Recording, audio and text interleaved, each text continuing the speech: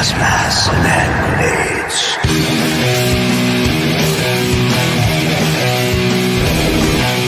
Gas masks and hand grenades.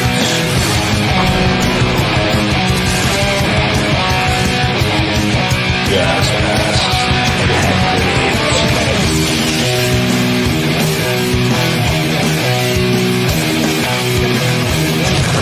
Gas masks and hand grenades. Well.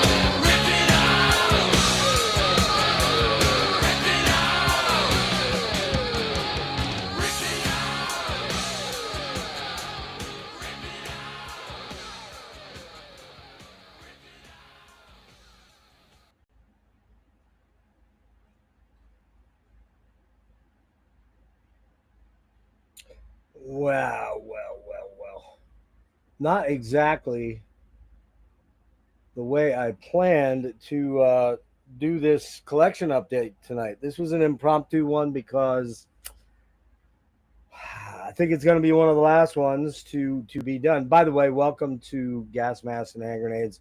I dropped this out of nowhere, like I tend to do sometimes. Lots going on. lots of stuff happening, and I just wanted to get one of these in here. Probably going to be the last one. I tend to do them about once every 4 or 5, 6 weeks when I collect a bunch of stuff, and I've got a lot of stuff, like way too much shit for somebody that needs to buy a car. So I need to knock that. I need to knock the spending on CDs and albums and vinyl and concert shirts. Speaking of which, wearing one of my Steven Wilson shirts from Sunday night. Steven actually finally had some T-shirt merch that I wanted to buy. No offense, Steve. I've never liked any of your solo T-shirts, but these are killer. I bought two. I bought this one in DC, and the other one, which is behind me that you can't see, hanging on the door there, was from Philly. First night. Yeah. So collection update, but also some time to talk about Ace Frehley, who passed away today at 74. Apparently, Ace had fallen in recent times in the last couple weeks. He was supposed to go out on tour. He had a pretty extensive tour, which he did a lot of these club shows with Frehley's Comet with his band. I don't know if it was still Frehley's Comet. It probably was, but yeah, man. Hey, what's up? Heavy Metal Overkill. Rip Ace for sure, man. So before we get into the show and tell shit, and I think Rick's going to join me here in a couple minutes, we're going to talk a little bit about Ace Frehley and the importance, I think, of Ace, kind of as the iconic nature of Ace in rock and roll in the 70s, into the 80s, probably into the 90s and early 2000s a little bit. I often say that Kiss was the gateway band for me, and I always forget about Alice Cooper. Alice Cooper really was the gateway drug for me into rock and roll, to heavy metal, whatever you want to call it. I mean, Alice Cooper, Kiss, they were all kind of deemed heavy metal back in the 70s when I was a kid. You know, in 76, 75, Kiss Alive comes out in 75, I believe. I think I got it in early 76. And my very first record that I bought with my own money was Rock and Roll Over, which Ace doesn't have a song on, actually, incidentally, crazily. But Ace was always my favorite dude in the band, always. He was, there was something fucking badass about Ace.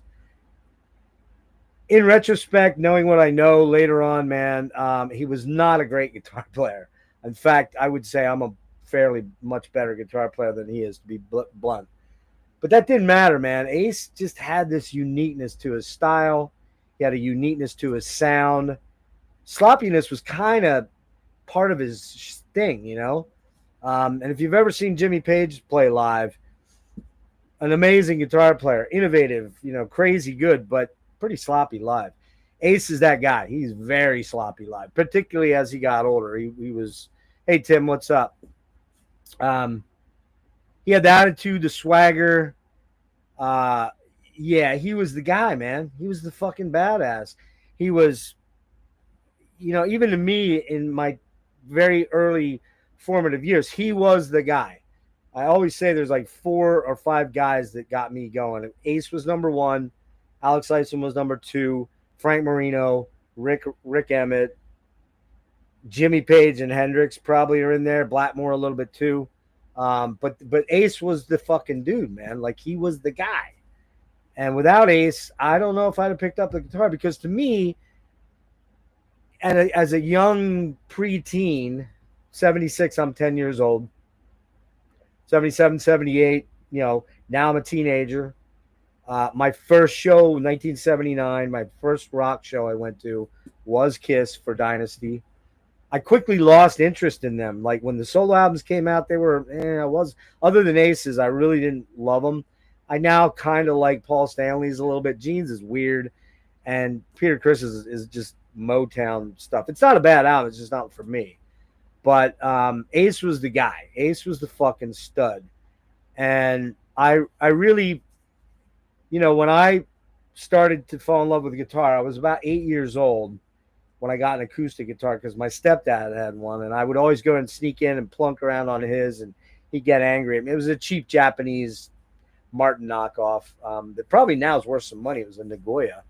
But anyway, unfortunately, I think it was trashed. Um, I would sneak in and play it, and then my mom finally got me a Stella Sunburst Chinese knockoff acoustic.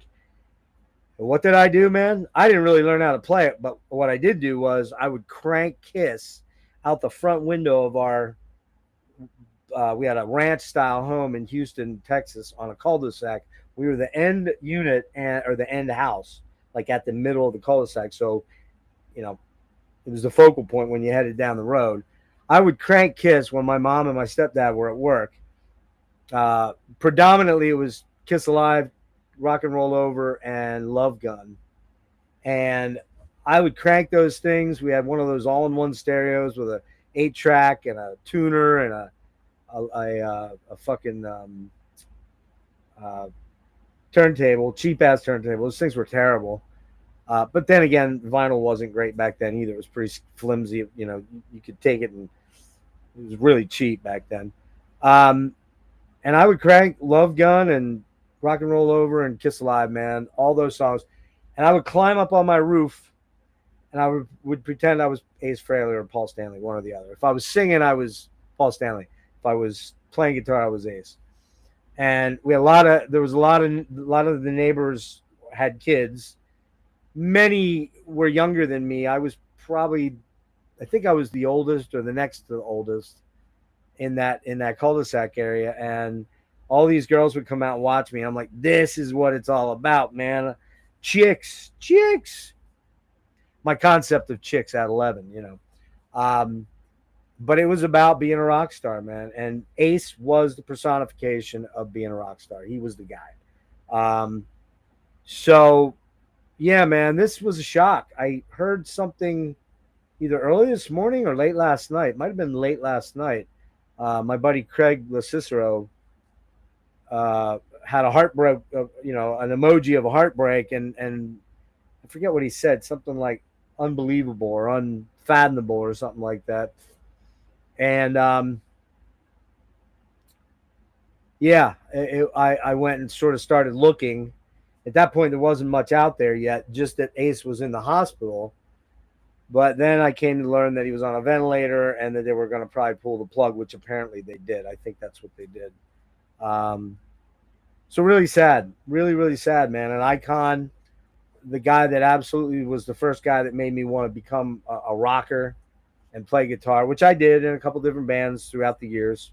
Nothing that ever went big time, but played some gigs, and that was a lot of fun. Was Ace a great guitar player? No. Did he write pretty cool riffs? Yeah, I mean, I think so. There's some good songs out there that have some great riffs in them. I mean, Rip It Out, New York Groove, which was a Russ Ballard song, not his, but he made it his. Fractured Mirror, you know, Flaming Youth. Trying to think what else he did that was Shock Me, obviously. Rocket Ride. You know, he always had kind of the cool, quirky, weird songs on their, you know, she wanna rocket ride, she wanna rocket ride, my baby. You know, and when you listen to his songs, they're pretty simple from a guitar playing standpoint. They're not really that difficult, but they're fun, man. They're fun songs to jam. So, man, this has been a hell of a year, man. We just lost Ozzy in July. You know, I didn't even look up how many people, rock stars, we've lost, but I know we lost Brian Wilson, we lost Sly. Can't remember whether that was this year or late last year. But man, it's like, what the fuck? Like, but we are at that stage. Me in particular, almost 60. A lot of my heroes are dying, man. A lot of the people that I grew up with in the 60s and TV shows as a little kid, they're all gone. You know, like I Love Lucy and, you know, the Laverne and Shirley in the 70s and late 70s, early 80s, and the Happy Days people and the Three's Companies. A lot of them are dead, man. And it's like, makes me really realize with what I'm dealing with how kind of precious each day is. And you just never know. It can end like that. But I guess Ace fell. I am a little worried that he was back on the sauce because he seemed like it sometimes when I would see him play. I'm like, man, he can't be that bad. Even if he's, if he's, unless he's really drunk, he can't be that bad. And but he was a lot of the time. And so I wondered recently whether he was back on the sauce, but he claimed he was 17 or 18 years sober or whatever. So I hope that was the case. But he fell and must have cracked his head. And somehow he ended up, yeah, I never saw Frehley's comment. In fact, I never even saw Ace Frehley solo. Weirdly, it's kind of weird. There's many times I thought about going. There was a couple local shows here over the years, and I was like, yeah, I should go check out Ace. But I kind of knew that Ace sucked as a guitar player. I was kind of lazy as well as a singer sometimes.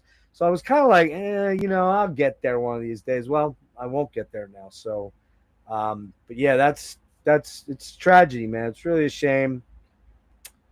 Ace is a huge part of my nostalgic childhood in my early teens, preteens, and then my teens. And I'm not sure why I never went to see him after that. I kind of think I kind of graduated into much heavier stuff, much more evil and darker stuff. And Kiss was kind of kiddie, a little kiddie-like to me.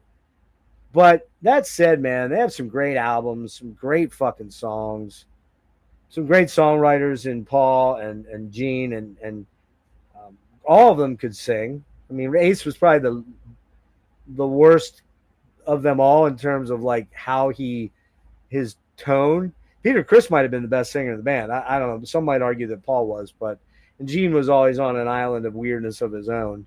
But yeah, man, I wish. I only saw him the one time at Heavy Metal. I saw him with they were in Texas. I lived in Houston at the time, and I had tickets to go see Love Gun tour, and I pissed my mom off, and she tore the ticket up. So I would have been 77. That would have been my first tour. And I was Kiss crazy from 76, 77 to 78, 79. It was just a short period, and then the solo stuff came out, and then I was kind of done. I don't know why. I just was done. And yeah, I remember in the 80s, Asylum and what was the Creatures of the Night and The Elder, which actually is not a bad album, to be honest with you. But weirdly, I only own Love Gun and Dynasty, or not Dynasty, Destroyer. I kind of looked when I go out for used copies of the remasters for $5 or so, and I've gotten those two. And I gotta say, when I listen to them, it's great nostalgia. It's fun, man. So good times, good times. Rick, you coming in or not? Because I'm already 20 minutes in. So if you got anything you want to add about Ace, otherwise I'll start showing stuff, and then if you pop in, we can go back to that. If you want to pop in and say your thoughts on it. So hey, Evan, what's up, man? Yeah, I think Peter probably was the best, man. Black Diamond, exactly, man. Best song. End of story. Kiss, Black Diamond. That's the fucking song, which Paul wrote and gave to Peter. And their biggest hit, of course, was Beth, which was multi-platinum on Destroyer. And while that song is kind of nostalgic when I hear it, it's not a great song. I don't like it very much, but his voice is amazing on there. That raspy tone that just was so sexy, you know what I mean? Ace was a little bit more monotone, like she's on a rocket ride, she's always crazy. He had that more barroom rock and roll voice. So, all right, well, Rick's going to come in shortly, and when he does, we'll transition over to what he has to say. In the meantime, I guess I'll show some stuff. Maybe we'll play one or two more. If you want to hear some more Ace songs, drop a few suggestions in there. I'll see what I can come up with. I don't want to get booted until later. At the end, maybe I'll do it. So, what's going on? There we go. All right. So, I got a fuck ton of stuff to show, man. Like, God. Now, there's a little bit of the thing. Maybe you guys heard about this. There was a kind of a thing that happened a week or so ago. A particular YouTuber really went after someone in the metal community.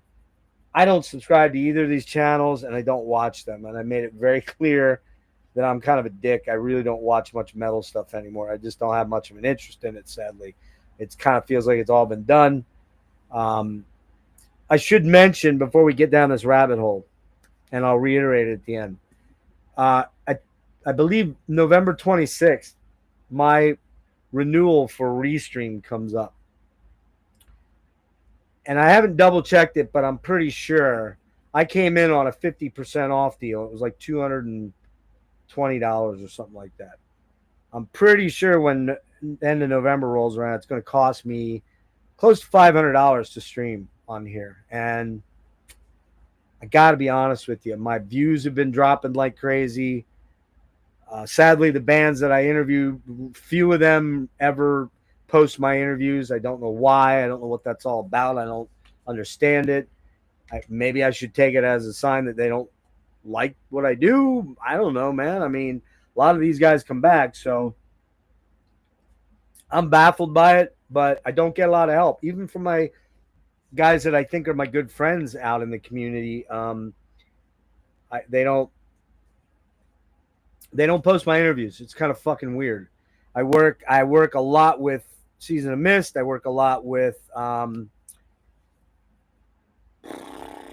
little bit with Nuclear Blast. I work with 2 different PR agencies that get me interviews and feed me things. I have a cool interview coming tomorrow. November are back. Love November. It's been 9 years since they put an album out. They got an album coming out on the 7th on Peaceville. First album in 9 years called Words in Indigo. It's really fucking good. Wasn't sure what to expect. It took 2 listens for me to kind of get my head around it. It's a long album. It's almost 70 minutes. It's fucking fantastic. Progressive, blackened tinged, gothic tinged prog metal. It's fucking awesome, man. Sounds amazing. The production on it is just unbelievable. Dan Swano. There you go. So I've got Carmelo Orlando coming on tomorrow, and we're going to get into this new. We're going to get into We're going to get into the. Yeah, Evan. Speaking of that, it's interesting that you bring that up because it's related to some of your friends.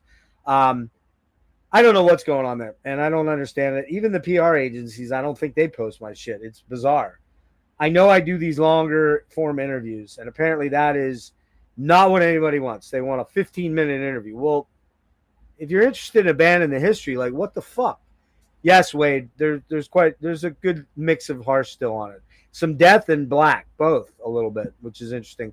Also, the girl that sang, I don't know her name, from the Third and the Mortal. Is that what it's called? Yeah, the Third and the Mortal.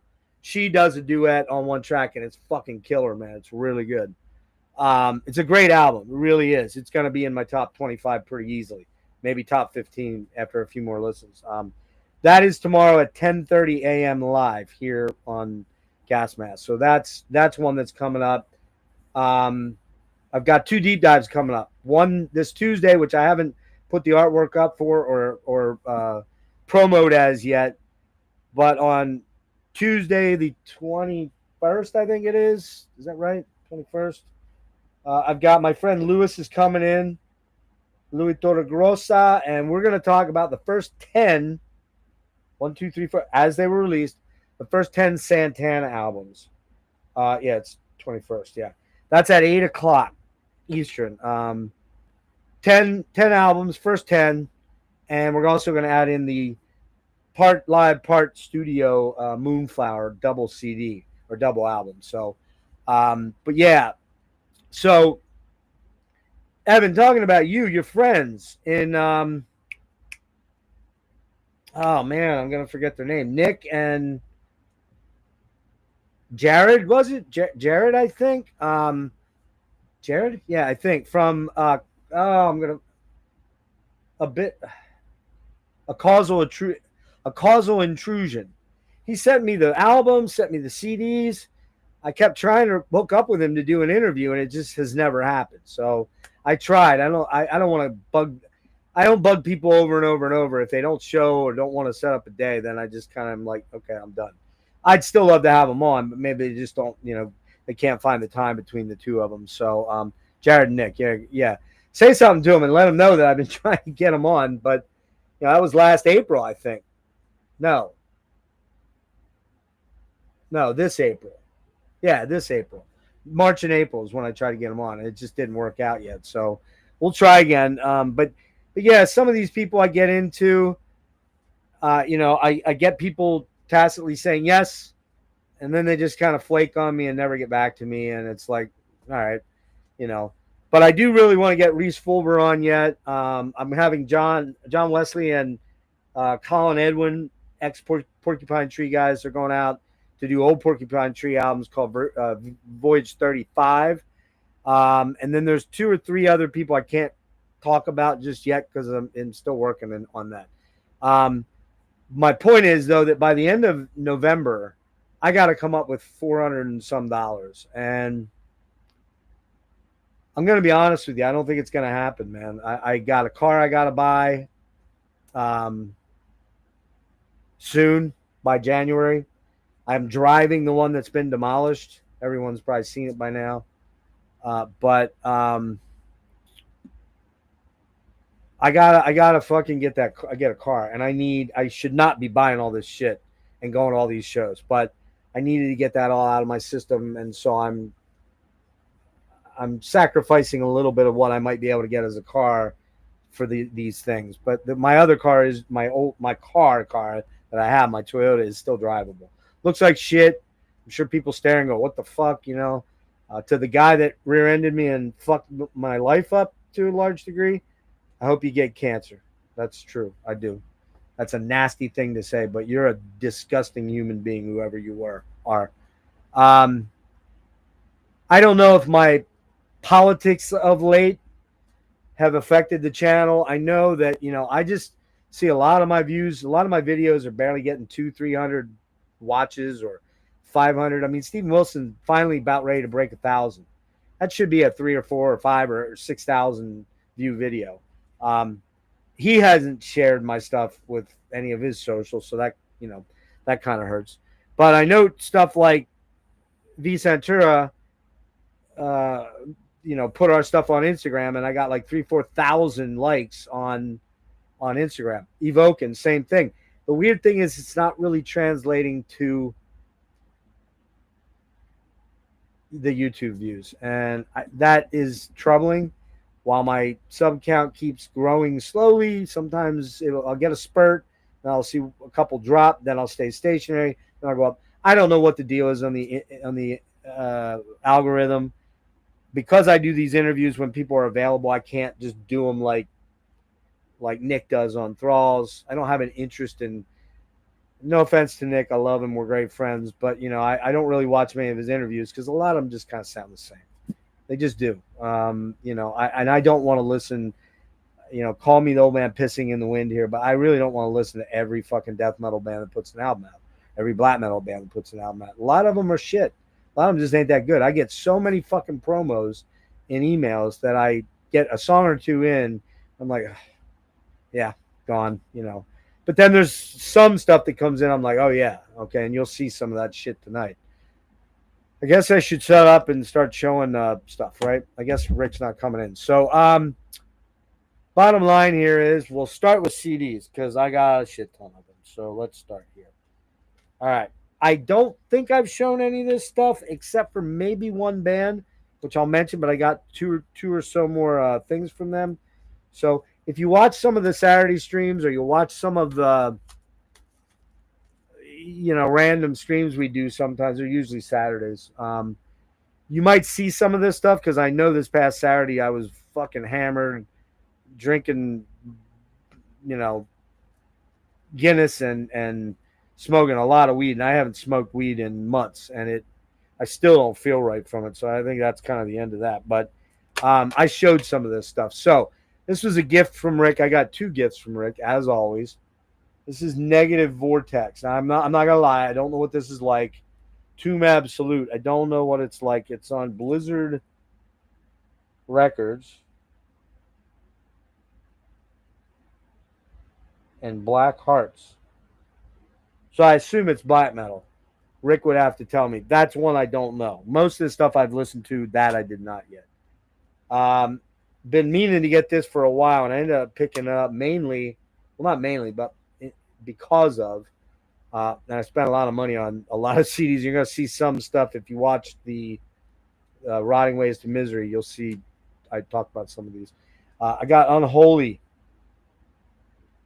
from the Shadows, the double CD with the Holy Hell Killed Jesus pre-Unholy demos. Man, this shit is fucking harrowing. It's hard to wrap your head around in some respects. I've not listened to the demos, but I have the other demo CD right here, I think, and I believe, is this on there? I don't remember. This one is the demo Demology. I've had that for a while, and I've listened to it once, maybe twice. No, it's not. These are different demos. The Holy Hell Killed Jesus demos. So I need to check them out. I need to spend some time with those two for sure. The vocals, man, the vocals are fucking wickedly weird. I mean, really unusually weird. It's a crazy album. Yeah, it's kind of yep. Yeah, I gotta check. I only listened to 2 songs on the New Corner. I gotta knuckle down on that. I gotta get that ordered too. All right, I finally dove into grindcore. Yes, you heard it. I got From Enslavement to Obliteration. These are these cheap, fucking terrible earache cardboard digibook things, man. They're horrible. So cheap. So cheap. And then I got Utopia Banished. I still want to get Harmony Corruption. And, I really don't know if I'll listen to Scum much. Maybe I will. I don't know. I'm not sure. But, hey, look who here. Hey, man. Are you sad? Were you crying? That's why I was gone, man. I was in the corner tearing. Needed to get it all out, right? Well, listen, I got something that'll cheer you up. You're just in time for a cheer up CD before we talk about Ace again a little bit. But are you ready? All right. Why don't you take these broken wings and learn to fly again, Rick? Hold on. No, we already saw it. We already saw it, man. Oh, man, he's going to one-up me here with the fucking vinyl, of course. He's always got to do that shit. I think he probably has more Mr. than I do, which is this one. I love this album. It's great. It's, 80s pop. If you don't know Broken Wings or Kyrie, what's it called? Kyrie Liaison or whatever. What's it called? Kyrie. Road that I have traveled. Great fucking 80s pop album. I don't know why it took me so long to pick it up. Got it for like $6. So I was like, yeah, I'm in. This double CD came up when Steven Wilson and I were doing an interview, and he brought up one of his favorite live albums, even over Live in Japan, Made in Japan, which is a box set he worked on.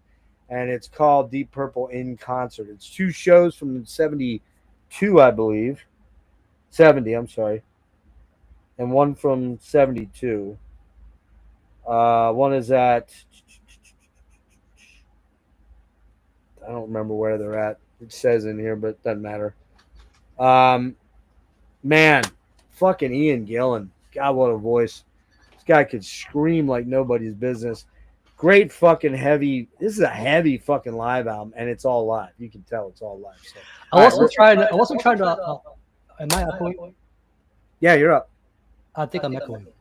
Oh shit! You tell me I didn't turn the echo cancellation off. God damn it! No, it's off. Are people hearing an echo out there? I'm not hearing it. Hello. Yeah, I'm echoing. You're echoing from you? Yes, I don't know why. Hold on, don't talk about it. Am I echoing when I talk to you? Nah. So it's you. So you got a loop on your side there. You don't have the stream up, do you? Mm-mm. From when you were watching it earlier, when you were commenting? Everything's muted, man. Okay. Maybe go out and come back in? Yeah, let me try that. I'll keep showing stuff till you get back. All right, I know I talked about this band a bit, and I had the main dude, the main writer on. I know I showed this. Der Weg einer Freiheit from Germany. Black metal, really cool stuff, man. Very shoegazy, very heavy, man. How about now? Hello, hello. How about now?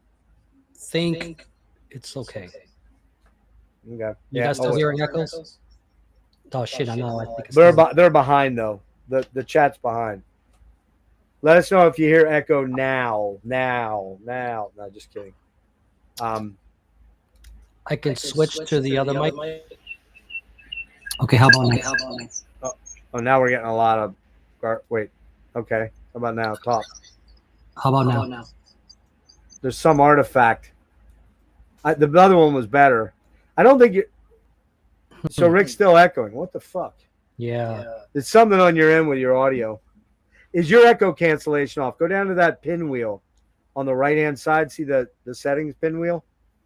Oh, it's on. Go into there and audio. Okay, I turned it off. But it's now you want it on. It was turn on. it on. Yo, you want it on. So turn it on. It's on now. Wow, now you're really echoing. And I'm echoing now. Stay there, man. I'll see if it's on my end, but I don't think it is. Not doing anything weird. Can you hear me now? I'm not echoing right now if my audio is working. But when Jeff left, all of a sudden, I can hear myself. Yeah, I think the chat's a little delayed, but... How about now? Okay, I can hear you. I'm not echoing anymore. Hello? I'm echoing on my end. What the fuck, dude?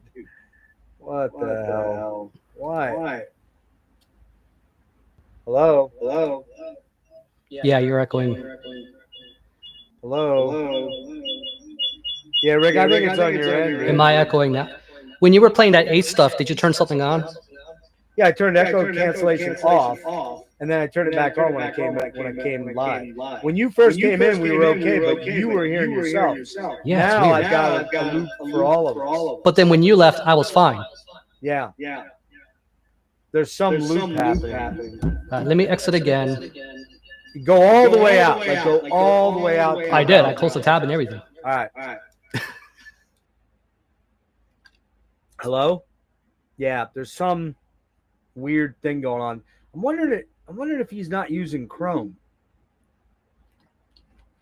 Rick, you're using Chrome, right? Are you watching this? Use Chrome, dude. If you're not using Chrome, that might be the issue.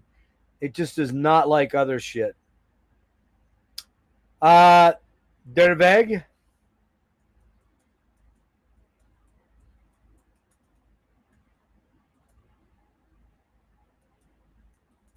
I might have the last. I don't know if it's EI or I think it's EI. EI. It means the path to.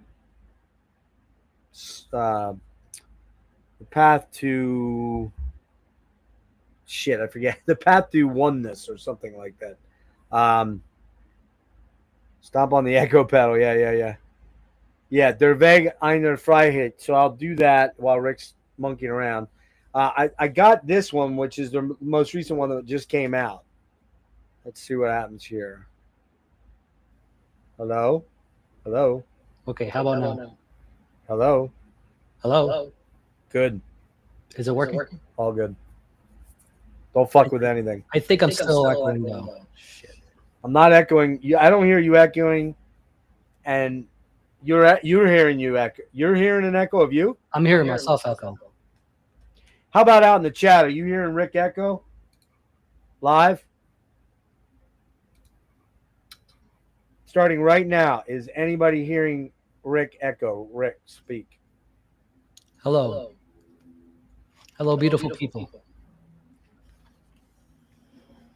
Yeah, I don't know, man. Rip it out right from the start. I mean, rip it out. Last thing I remember was passing out Saturday in the stream. But... Dude, holy fuck, man. You are echoing. But I wasn't echoing. What the fuck, dude? Are you in Chrome? I am. What in the flying I changed fuck? nothing with the settings. Motherfucker. Really. Yeah, they're saying you're echoing. Yeah, I switched mics and it doesn't seem to fix it. And you're checking that you check the echo cancellation is on. That is on. Enable. Weird. Now I'm getting a little bit of an effect. There's some loop going on in your PC. I really don't think it's me. Well, I guess the only other thing I could do is just try this. Path of Freedom, thank you. Try. I'm gonna resend you the link. Hmm? And when you click on the link, does it take you right in, like from Instagram? No, it's a little welcome screen where I do my settings. You know what? Let's do it this way. Let me send it to you via email, and go in that way. I'll check my email then. Yeah, hang on. I got it. There it is. It's I'll gonna do be my- the link. All right. All right. Try bumping out, and it's sending now. And try bumping it all the way out again. I don't know if you can clear your. Can you clear your memory of that? Oh, he left. Okay. Path of Freedom is what it is. Thank you. So I bought pretty much everything. You're gonna see one more. I'm missing one album, the second album, but this is a really interesting band to get into. The early stuff, way more black metal, way more Demu-ish. No, not keyboards, but in that vein of early black metal, second wave black metal. But still like some fuzz, some fuzziness to it. But around here, they start getting into a much more shoegazy, progressive, astral sort of vibe. Finistry, I think it's called Finisterre. This one here is the third album, and I can't read the fucking name of it. Stellar. I've not listened to this one yet. And this one is the last one, Nocturne, which NOKTUTVN is more in line with the new one here, which is Inern. Really killer stuff, man. I need to get these more in my DNA. I listened to them online, then ordered them to, and then I of course did an interview with Nikita, who's kind of the main dude. Yeah, so there's that. Okay. Let's see. I've been meaning to get this CD. It kept slipping my mind. But this one here is definitely going to be in probably my top 10 for the year. Could be in the top 5. I cross your fingers this works. Hey. Hello? Oh, shit. Nah, I think it's still echoing. Still? Sounds like it. Yeah. I don't hear it. You sound different. You sound very different, like condensed, like far away. Did you switch your mic? I changed the USB port that it's in. Are you mirrored, or is that the right way to look at you or not? I'm not mirrored. You're not mirrored. So that's right. Yeah. The way you're at right now is right? Okay, That's what I thought. Fuck, I don't know what to do, dude. All right. I don't know if wait a minute. Let me try this. Actually, hang on. Talk for a minute. Well, the volume's low, so it's hard to tell at times. The volume for you's low? Yeah. Well, did you switch a mic? Because you're way lower than you were before. I'd switch to USB. Instead of the left, I put it to the right. Oh. Well, That should make a difference. I turned you up about as loud as you can go on my end. Talk about it. Okay. Let me switch. Now you're echoing bad. Yeah, it's definitely on your end. What the fuck, man? Let me just reboot my machine. Yeah, I think that's the best way to go. Try going all the way out and maybe clear the cache. All right. I know, clear the cache. If that doesn't work, you can I'll let you talk for a few minutes and you can dip out. Yeah. I don't want to hold up your. All right. Okay. All right. Sounds good, man. All right. We're struggling. Anyways, Doll's Weird. Man, braiding the stories. This fucking album is so good. Gall, of course, from Gorgoroth, Trelldom. This is more in line with like a heavier Trelldom. very gothic, very progressive, very cool. Really, just a unique sounding album, man. I dig this thing a lot. I really like Gall. I think he's a very artistic guy. That use Chrome. He did. He said he was using Chrome. This is on Season of Mist. I think this came out in March or April, somewhere around that range. But man, if you want to try something different and unique and cool, man, get this Gall's Weird Braiding the Stories. While I picked that up, I couldn't say no to Gastir, Ghosts Invited. This one might be as good, if not better, man. Again, there's a lot of weird, like, Sisters of Mercy vibes, Fields of Nephilim vibes. Yes, some black metal is in there, but it's not really overt. Dissection, kind of that sort of thing. Maybe some Enslaved a little bit. It's not quite as complex and progressive as Enslaved, but it's close. And Gall's just got this unique way of doing things. This album is killer. But this one here is definitely going to be in my top 10. I'm just going to warn you already. Definitely going to be in my top 10. All right. Now we got some. Am I missing one here? Yeah, I could have swore I got another one in of this band, but I might. Okay. So I've been trying to lock up all of this band's catalog because I just love this band. I like the early stuff a hell of a lot. I like the mid-period stuff, and I like even the gothy, later stuff that's a lot more radio-friendly, if you will. But I had to pick this up. The Sentenced Death Metal Orchestra from Finland. I'm sorry, what do they call this? This is the... Yeah, it's the... All right, cross your fingers here. How about now? What is it? About third time? How about now? Can you guys hear me? I can kind of hear myself echoing a little, but it doesn't sound so bad. Am I still low? A little bit, yeah. I'll put you up. Let me see. How about now? Talk. Hello, hello. Talk just a wee bit louder. Yeah, I think I'm still echoing. I don't get it, man. I don't either, man. And all that shit. Yeah, I don't. I bet. Am I using Chrome? Hold on. Because I tried Firefox today because of that bullshit with Union Transfer. Now, am I echoing to you? You're not echoing at all. So you're only hearing yourself, which means there's a loop, because I don't hear you echo at all. I didn't change anything from what I did with StreamYard. So I don't know if it's something with this platform. Could be, because this platform does have bugs. I've found that out. We've had issues. But usually it's if you don't use Chrome. And you said you're using Chrome. That's mostly what I use, man. Yeah. So I don't know what to tell you. Well, tell you what. Why don't you give me some Ace stuff? I gave everybody my Ace stuff.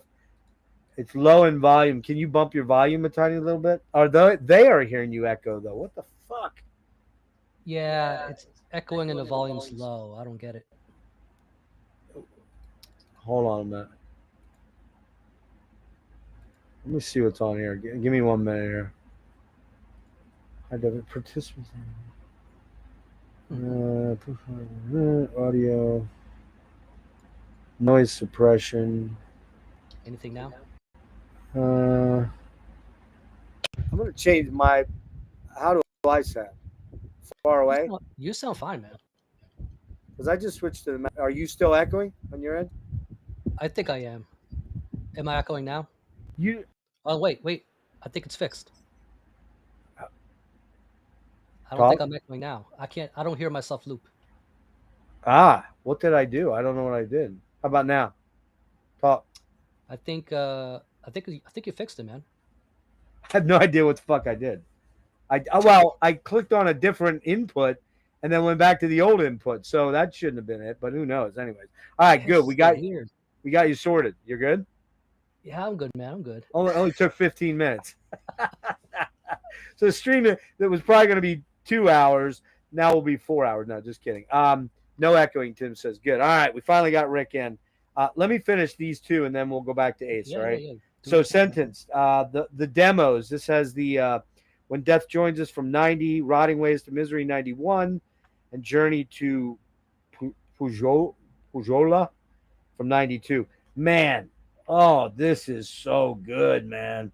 This is absolutely some of my favorite fucking Finnish death metal. You're gonna see a bunch of that because I went and bought a bunch of that because of my interview for Rotting Ways to Misery with Kim and Marcus. And man, this fucking rips. I imagine you have these. Do you have this one or do you have individual ones? I got them. I got that on vinyl. Oh, you It did. comes in like it comes. I think there's like two different. Like it's a 2 LP, Oh, and it really? comes with like a blue. I forget what the other color of the vinyl. It's like two different colored vinyls. On Cosmic Key. I think they put that out. It's been a long minute since I spun that, man. Yeah, I man. remember But being these are really so nasty. good. Because weirdly, everybody talks about North from Here, which I love, and Amok. I mean, this one here, which I got. I think I only need one more. I need the one with the girl's face on it. I can't remember her name of. Drowned? No. Is it Drowned? That's probably one of the ones I don't have. I don't remember. Yeah, I read off the dates. 1990, 1991, 1992. That's the demos right here. So, but on Cosmic Key, that's when, yeah, and this came out in Uh, 2022. the one with the face, I think, is called Frozen. That's it. That's the one I need. And Yeah, weirdly, I can't find that cheap anywhere. It's been like crazy expensive, like $25 for a CD. So I have to look. And when I was looking, I didn't keep looking. I mean, I'm sure I'll run into it somewhere that I can get it for a decent amount of money. I think Um, I don't have anything past North from Here. Like, oh, really? Oh, I yeah, got them all. I got all the early stuff. Yeah, I got. I'm pretty sure. Let me look real quick. Oh, you know what I don't have? I don't have that the Trooper. Didn't they do the Trooper EP or something? Yeah. So I have Shadows, North, Amok, Down, Crimson, the Cold White Light. Oh, and I don't have the Funeral album, so I still need Frozen and the Funeral album, which they're not the best albums for the most part. I do have. What else do I have? I have. I don't have the EP either. Or is it fuck the Trooper EP? I do have Love and Death. That EP. I have that one. I don't have the live one. I think which came out in '06. So I just really dig this band, man. I just really fucking love it. So there's that. So all right, let's transition back to Ace for a few minutes. You're a little younger than me. Some would say you might be even a lot younger than me. What are you, 45 or 46? I always forget. 45. 45. Moving to 46 So eventually. 14, 15 years. So Kiss probably wasn't a thing for you so much when you were a kid. Well, okay, so I was born right before Creatures of the Night. I think The Elder. When did that come out? 80, 81? When that came out? 80 or 81, I forget. It was like real close to Yeah, 81. I was born 80. So Might have been like 81. it was like a year before Elder came out. The Creatures of the Night, which Ace appears, but he's not on the album, which is Right. interesting. Came out in 81, November of 81. And actually, that's an album I need to get because I actually like that album. It's pretty good. Oh, before we go any further, I wasn't trying to show you off with the vinyl. I just want to see if you had the same pressing that I had. Oh, Because what's the difference? I don't even know. well, it's got the big RCA thing in the corner. Okay. Up top? Yeah. Let's see. What do I do with it? Did I throw it out? No. I jammed this the other night coming home from Here's the Stephen Wilson. CD. So Yeah, yep, that's the same one. Oh, cool. Yeah. All right. And I got cracks and all, big RCA down there. Yeah, so it's an OG. I don't know what I paid for it, and that's kind of cool. Maybe this is too. I wasn't sure if it was an OG. Yeah, I think it is. What's kind of cool, but it looks a lot like kind of what like a Japanese pressing would look like. They always have that blue ring and that silver writing and blue writing. I like these like old school style. Oh, I do too. Yeah, like I like that look, man. It's a cool aesthetic. I mean, I don't like. Generally, I'm not a big fan of these fold out things though, where the insert is a big fucking, and then you look at it, you can't read the fucking writing. I'm about to disappoint you with something. A little bit, but you are? Well, because we're talking Ace, right? Right. So, which is strange because I did a pickup, it was about maybe 2 weeks ago. I got a bargain bin buy, and because I never actually owned this, but I remember. So you were asking me about my memories with Kiss, right? Right. And we were talking about like the '80s and all that stuff. But Right. Right.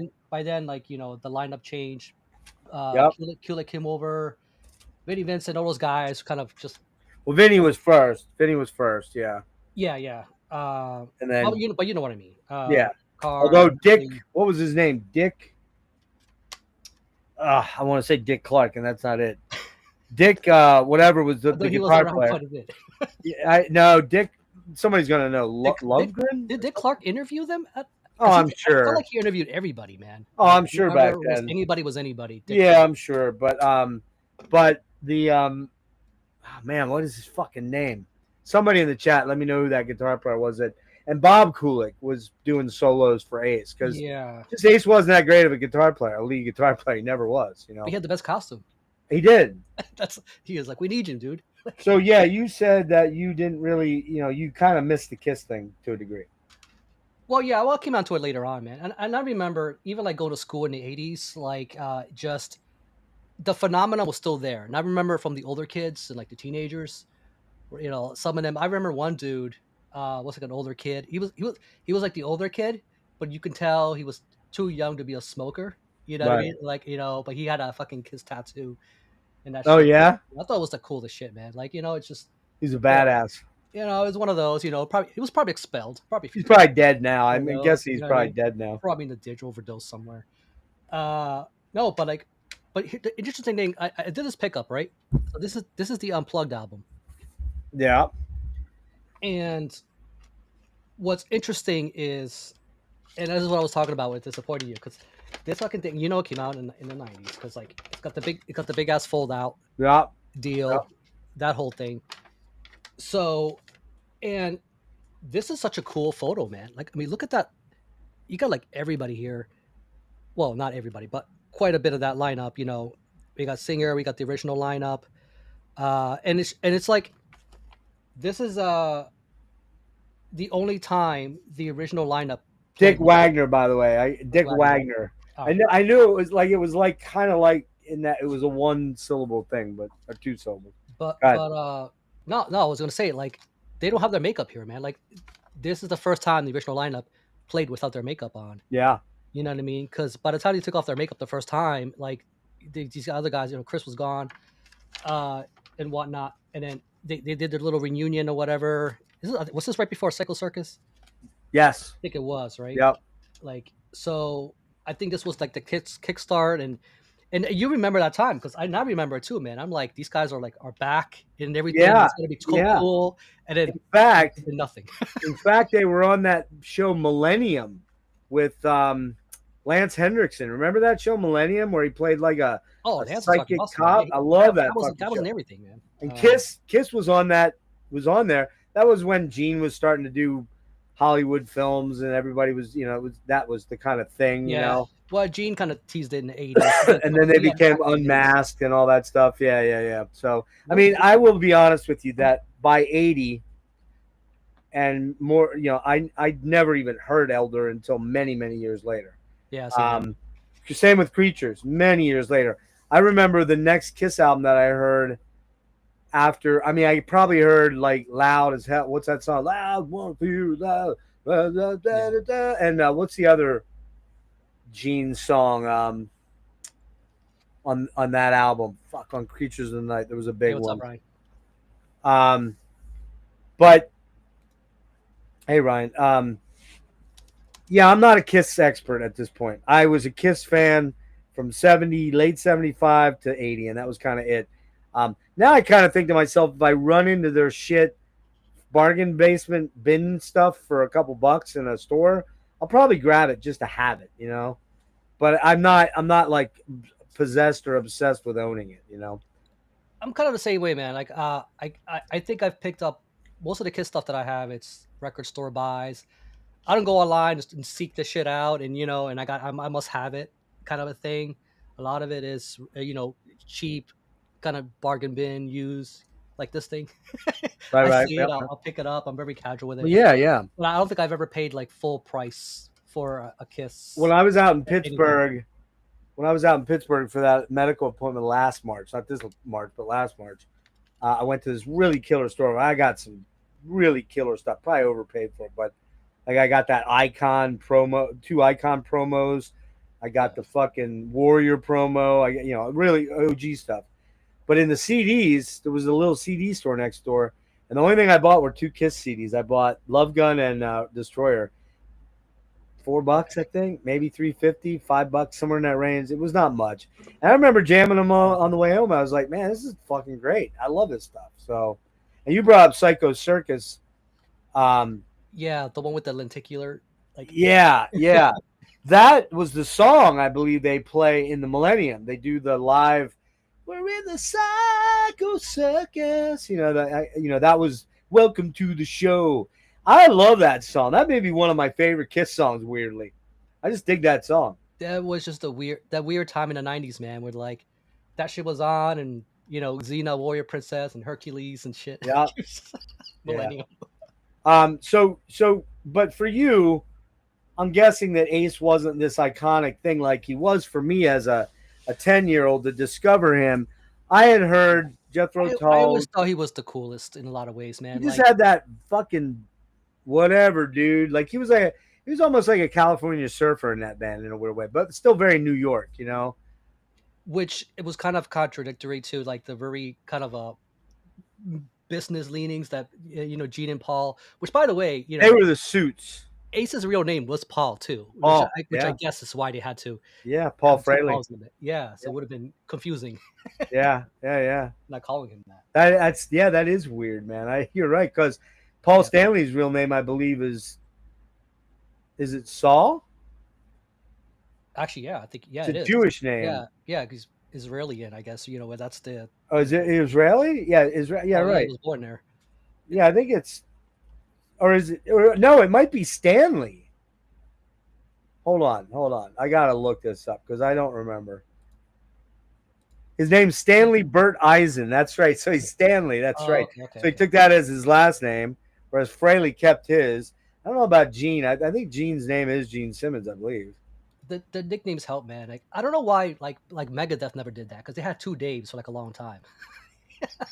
Yeah, it's true. Yeah, So yeah. it's like, it's Well, not like, they called Dave Jr. And actually Peter Chris's name was George Peter Chris Kula. So he just shortened that. How about that shit? That's kind of wild. That's the first time I've dug into that. Maybe it was Gene Saul. I think Gene Saul, man. Like I swear there was remember. a Saul in I there. remember. Hold on, Let me see here. I should know better, man. This is pretty bad that I don't know this. Shit. I can't find. Oh, here it is. Where's he at? Born. Wait. Look at Gene Simmons. I just get pictures of Shining Tweed. I'm getting all this stuff. Oh shit, I can't find it. Where's his wiki? I'm sure somebody in the chat would just quickly. I got it. Here it is. His name was Chaim Litz. Where did I get Saul from then? Yeah, I don't know where I got Saul. Well, it's a very Jewish name, so we're probably being racist. Yeah, I get again. I guess Maybe I'm thinking of Slash. He's Slash- the other guy with the big puffy black he's hair. he's Saul His Hudson. name is Yeah, Saul. yeah. All right. How the hell did all right, never mind. Yeah, I would think for you that he's not.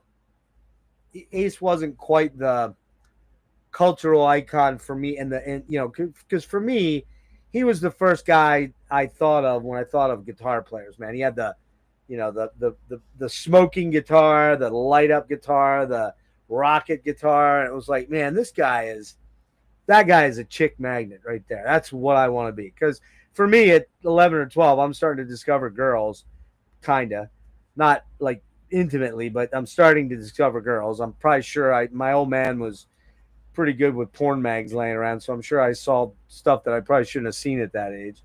And so, I'm thinking about, I'm getting girl crazy around 11, 12, 13. And I'm also getting music crazy, and I'm starting to play the guitar, like for real, a little bit, as opposed to just play acting like I'm playing the guitar, which is what I did the first 2 or 3 years I had the guitar. I just sat there in front of the mirror pretending I was Paul Stanley or Ace Frehley. So, and it worked. I mean, it was fun. I dug it. It was a lot of people, man. Like, I think this is where the age difference comes in, because I was still like a preteen, right? Back in the Right. '80s, and I wasn't noticing girls. Well, Motley Crue kept hitting that girls, girls, girls. I'm like, Yeah. man, Yep. Yep. Yep. I should notice something. But see, by the time girls came out, Way later, yeah. I was in college. So what year was that? 85, 84, 85, 86? Yeah, I'd probably put you in with like the Fast Times in Richmond High years. Like you were probably that graduating class. Well, I wasn't. Yes, I was, but I wasn't. I wasn't like a stoner at all. Actually, Motley Crue, that album came out in '87. Okay, so I was a Hmm. little off. Yeah. I know it's a little later in the discography. Um, so in '87, I'd have been 22. So I'd already gotten laid already. So like a couple years before that, like 17, almost 18. I believe I had a girlfriend at the time, 22. I believe I was seeing my high school girlfriend Wendy for quite a while we were at school, but we weren't seeing each other, so things were going on. She was sneaking around on me, I was sneaking around on her. So that was kind of the shit that I was doing at 22, going out to bars, and definitely girls, girls, girls. I'm trying to remember if Yeah. I don't know that I'd been to a topless bar yet at 22. I can't remember. Probably. Well, if you want a successful partner, you wouldn't get dating advice from Motley Crue. That's for sure. No, exactly. So, but anyway, so it's sad. I don't really know a lot of the details about Ace. Let's see what. But I know that he fell, and he had some sort of a brain bleed. And I'm curious. Let's see here.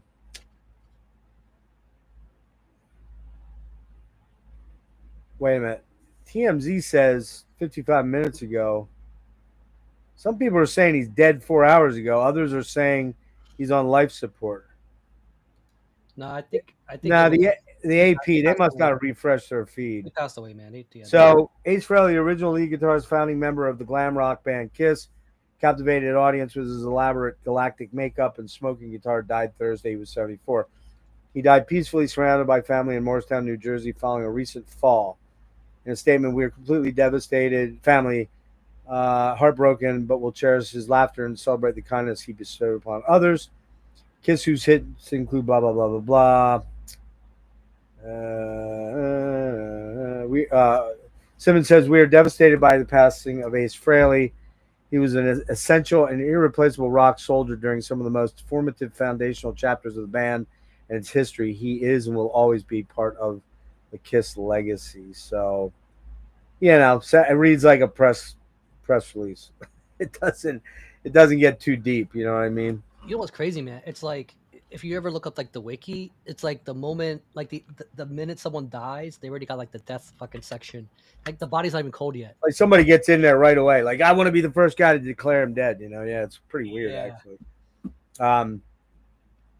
But yeah, again, Ace was not fucking John Petrucci. He was not Tosin Abasi. He was not Yngwie Malmsteen. He wasn't even, They understood entertainment, man. Like, yes, that's what it was. that's what it was. It was Yep. the show business part of it. Larger than life comic book heroes come to life.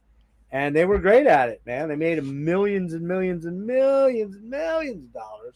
And I don't know if you saw this, but Charlie Benante and Carla Harvey just got married this weekend. And Oh, okay. I didn't know. all kinds of people were there. And like Portnoy and Bello and Fozzie and all of his buddies. And Gene Simmons did the officiating of the wedding. He married them, weirdly. How's that for strange? I guess he's an ordained minister. I didn't know that. Talk about timing, man. Shit. Yeah, how about that? Yeah, right. I think, from what I understand, Eddie Trunk, love him or hate him, I'm kind of ambivalent about him. But he said he knew for a while this was going to happen. So I don't know. I kind of gathered that Ace canceled some shows 2-3 weeks ago, maybe 3 weeks ago. Said he had some health issues. It was a press release thing. It wasn't from him, but he must have fallen and started to have major neurological problems or something. And then they put him in the hospital, and he just never got out. He was on a ventilator, and he didn't improve. So he probably had brain damage from this brain bleed. What was interesting is you brought up Charlie, right? Because he's doing the Pantera thing, right? Right? And the Abbott brothers were like huge Kiss guys, man. Yeah, they were. And I wonder, like, without that band, where'd they be, man? Because every time I see like an interview with those guys, that fucking Kiss banner goes up. These guys are like, I mean, dude. that was their icons. I mean, seriously, man. Like, without Kiss, And they're both gone, which is fucking. without Kiss, does glam and hair metal happen? Probably not. Maybe not. Well, I mean, we had Bowie and shit, like, Yeah, that's true. Form, we had New York Dolls. No Dolls, yeah, but I mean, Kiss was the arena act. New York Dolls wasn't arena back then. Bowie was arena, but Bowie was every album was different pretty much with Bowie. I mean, he was so all over the map. He transcended all these different genres too. Yeah. But Kiss was, when I go back and I'm not gonna get my guitar, but some of the first songs I learned were She or Parasite Lady, Parasite Now, or She, or some of the Ace songs in particular. You got Flaming Youth. I love that track. That's probably maybe my favorite track on that album. Got into it. I mean, I do have his first solo album, but other than that, man, I haven't really gotten too much into it. I don't have any of Frehley's comments, and I don't even have any of the solo albums. I would get them now if I ran into them for very cheap. I would not. In fact, it's the solo albums which came out, I believe, right after Dynasty, like really hot on the heels of Dynasty. I see them in Dynasty. Then these solo albums come out. And other than Aces, dude, I hated them. I mean, Gene's was just so hokey and fucking weird. And Peter's was this Motown soul thing that I wasn't into. Paul's was good. Paul's is good. It may be as good as Aces, but it's a little more radio friendly in a lot of ways, or poppy in a way. Which is funny because going from something like that to like something like The Elder, yeah, was kind of which is a little more of their. Which I never listened to The Elder. Highbrow, more work, Yeah, which I never listened to The Elder until way later. Fuck, man, it could have been in the '90s that I listened to The Elder. Because I had really tapped out after the solo albums. Most people did. I tell you why. Yeah, I'll tell you why. One huge reason. Starts with an R. Starts with an R. And it ends with an H. It starts with an R and ends with an H. There's a band called Rush. You may have heard of them. I'm not sure if I've ever talked about them. They should get back together. And they should get back together. And maybe if they get back together, they'll actually charge reasonable prices for their fucking tickets tomorrow at noon. That ain't never happened. Which I'm sure I'm not gonna get. Yeah, if you want to watch my feelings about the Getty and Alex debacle with fucking Live Nation and fucking what's that price dynamic pricing by Ticketmaster? Fuck off, man. Yeah. Fuck off, Ticketmaster. Eat fucking dick, man. Bullshit. Anyway, you want to see that? I did a rant. Everybody's doing it now. Even like Amazon's doing it. So pro tip: if you're surfing through Amazon, do it on another browser when you're logged out. Find what you want and then go back in. Because if you look at something for too long and come back, your prices can change. No shit. I didn't know that. Yeah. There's a. So if you put stuff in your cart, you're right. They always have little fluctuations. They track everything, man. They know exactly what you're doing, where your patterns are. Like that's the way things are going, man. Do they know I look at Pornhub every now and again? It's like I'm worried. Like when I go to the supermarket and I look at the eggs and I come back, it's like another price. Eventually, we're all gonna fucking get to that point. Don't worry, Trump's gonna fix all that one of these days. He actually solved 8-9 wars now. I don't know if you knew that. Anyway, let's not go down there because I'll get stupid.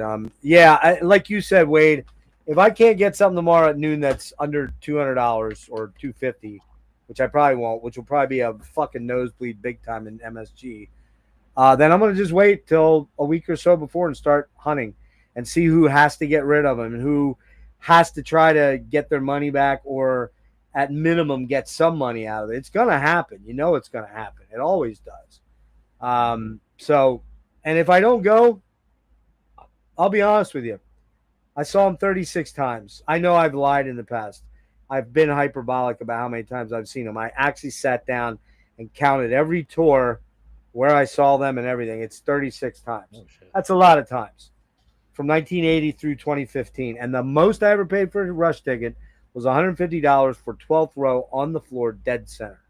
And it was an aftermarket ticket on the final, the R40 tour. So the fact that they're charging $350 and upwards for nosebleed seats when you're basically going to be watching on the big screen, and you get to say you were there, but fuck unless you got a telephoto lens and you bring a camera in, which you can't, you're not going to get pictures.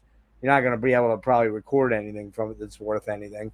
So it's I'm very disappointed in getting it, Alex. I'll tell you why. They're with Q Prime, and Q Prime is Peter Mensch and that other dude, and they do all the big wigs,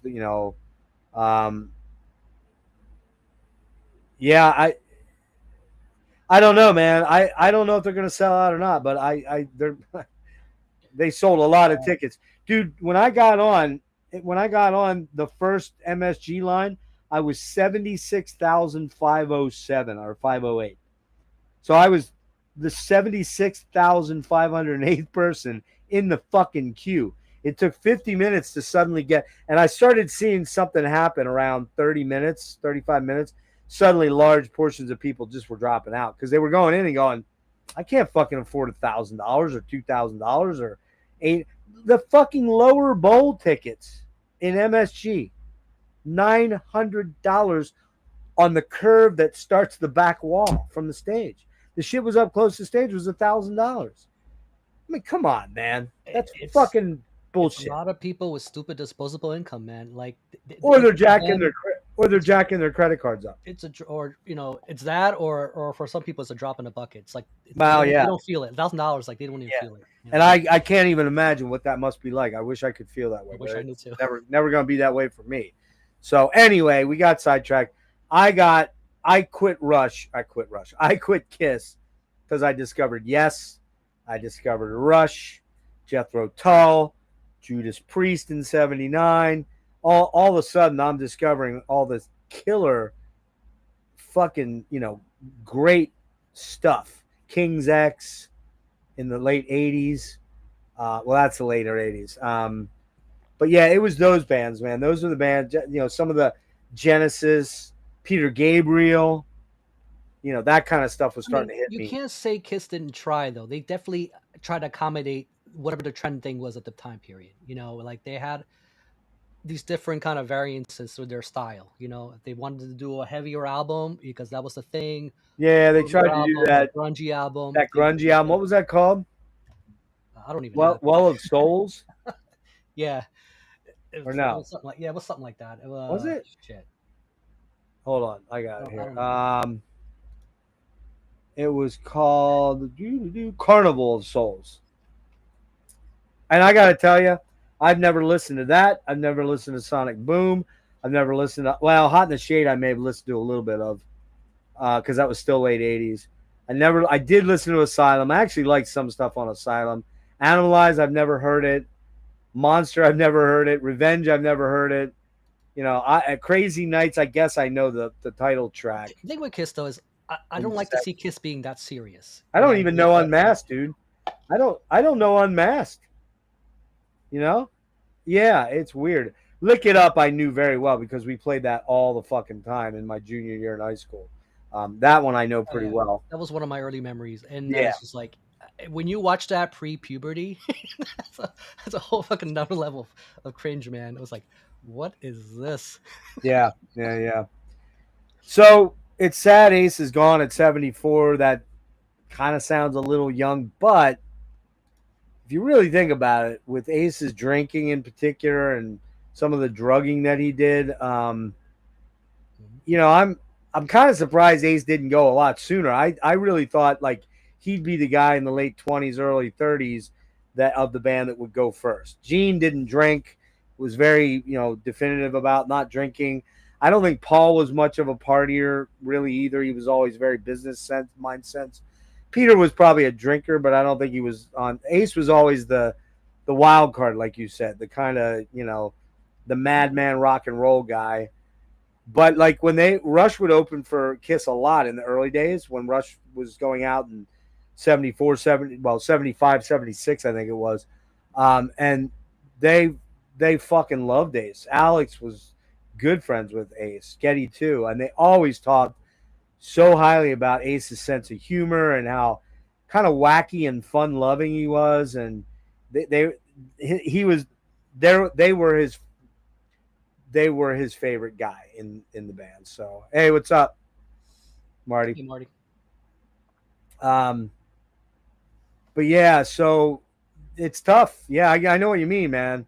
Losing Space Ace it was a piece of my childhood, man. I mean, I got you by 5, so I was in my mid early teens when Kiss was exploding. You know, like the first album I got by them was Rock and Roll Over, but the first album I heard by them was Kiss Alive in late 75 or early 76.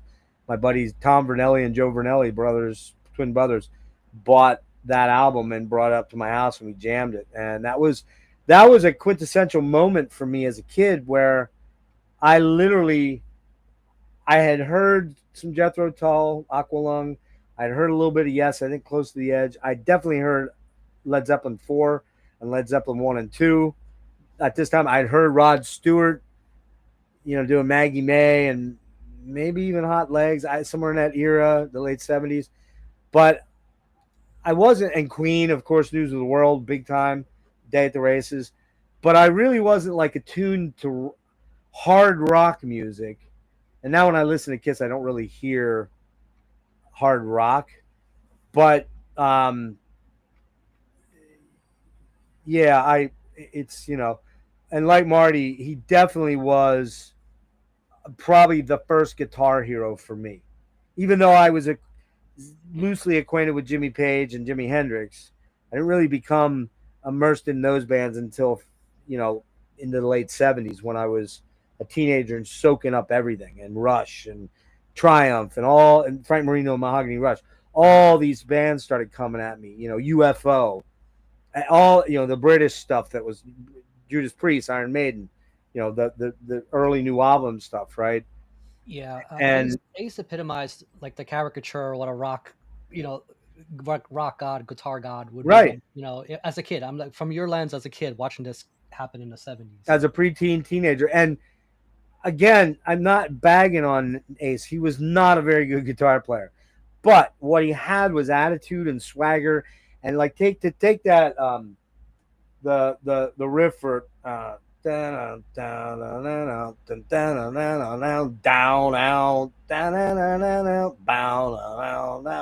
She's always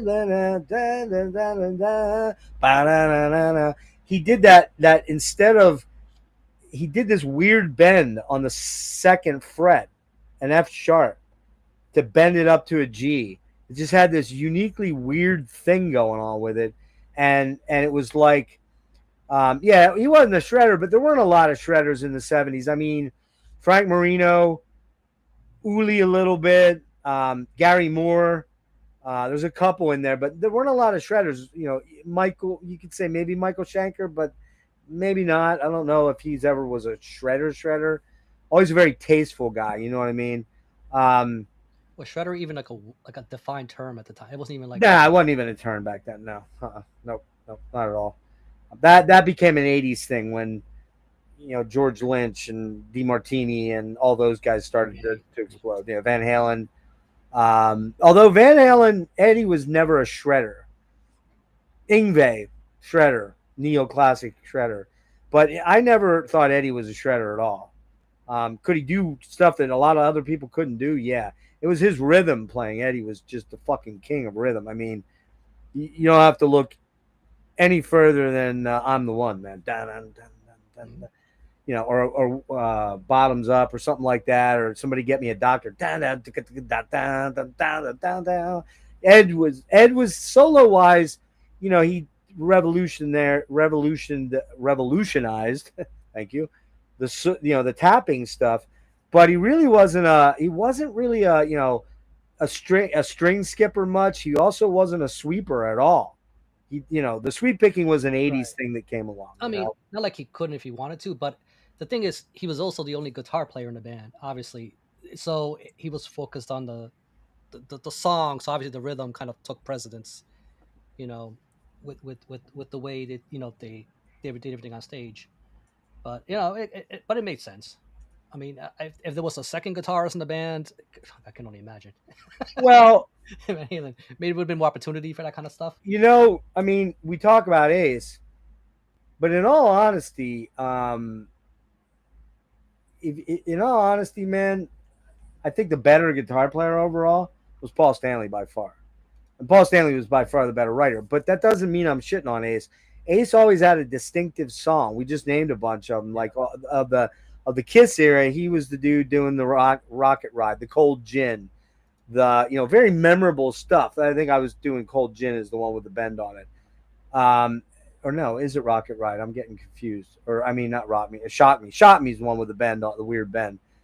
Yeah, Rick Emmett, fucking always in my top on my Mount Rushmore of players. If you ever listen to me wank about wankers, but him and Frank Marino and Alex were the other three guys, along with Ace, that got me, and Steve Howe too, got me thinking I want to learn to play. Now it took me way, way, way, way too long to get there, and I'm still not I'm not a fucking phenom guitar player. I'm a pretty solid guitar player, and I can shred a little bit, but I'm not fucking George I'll Lynch. spell it out too as a very, very, very mediocre What's player. that? I'll spell it out too as a very mediocre player myself. I'm not saying, but I'm definitely very, very mediocre. But what people will tell you, practice, just practice and practice and practice. That's well and good. But then when you see some fucking hotshot 15-year-old come in, fucking just destroy you. Yeah, You're like, don't even. Sometimes it's just natural talent, man. Yeah, sometimes it's just you've got some You just got God given talent or whatever. But yeah, man, that it's sad. Rick, you're 45 and I'm almost 60, and I will say that irrespective of my health issues and all that shit, which have been very tough to deal with, and I've been plowing through, and you've been around me, you've seen. So I see all my heroes dropping now. We lost Brian Wilson, we lost Sly, we lost who was the other big Ozzy, of course. And I know there's other ones that I'm probably not like immediately coming to mind. Man, it's just so weird. Like a lot of I mean, but then again, there's guys like Mick Jagger out there, and you're like, what the fuck? Like, how does that happen? Well, it's easy, man. He sold his soul to the devil. Like, we all know this. Probably. He went down to the crossroads. No, Speaking of the crossroads,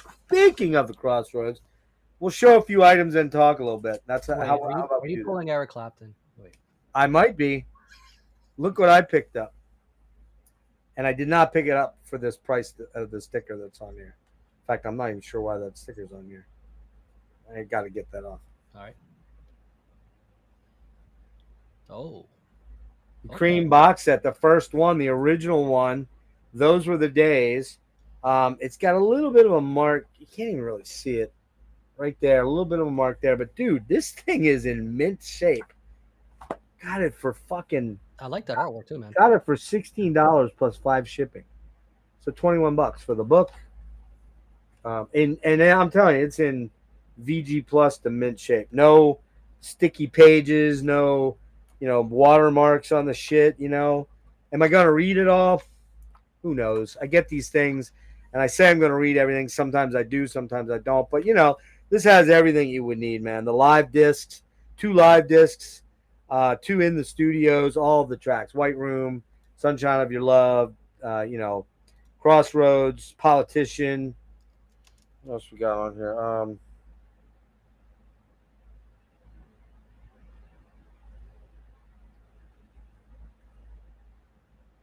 I know there's another one here. I know. Tales of Brave Ulysses. So I'm kind of going. I'm kind of going to this because I always avoided Cream for some reason. I don't know why. I like I Feel Free, and I like those songs, but I just never bought any Cream at all. Yeah, sure. I'm gonna jack off to Jack Bruce. Get it? Jack off to Jack Bruce. Yeah, that's one of Um, those bands where I think I just have like a like compilation shit, like a well, that's DVD. why I got this because, yeah, I'm not gonna buy every album because I don't think I'd listen to the albums that deeply. But for this, and this was $38.99. I got it. It came from a shop, and they took my $18 bid on it, and so there you go. Yeah, that hardcover gets you every time, man. What's Especially when that? that hardcover, man, gets you every time. Especially when it's shiny. Well, you know, you know that I am kind of a You box set you whore. kind of have a few. Yeah. I kind of have a few box sets. I'm kind of a whore. It's kind of disgusting. Speaking of box sets, shall we? This just came in. This is super fucking cool. New moon. I'm dying. New Moons in the Sky, the British progressive pop songs of 1970, man. We got Procol Harum, we got Barclay James Harvest, we got Hawkwind, we got Cressida, Magna Carta, we've got Canticle, we've got Pato, The Good Vibrations, Kevin Ayers and the Whole World. We've got what else we got here? The Marmalades with the song Kaleidoscope and Honey Bus. I'm sorry, that's another one there. But you got War Horses on here, man. That's a good band. Status Quo, Octopus. Um, man, I just needed to check out some weird progressive 70s stuff lately. And I just was like, hey, this looks cool. And I got it again for, I think, $5 a disc, $15 for the set. Mint. The little slipcase deal. But Cherry Red is the label. Actually, it's a division of Cherry Red called It's pretty neat packaging, man. Huh?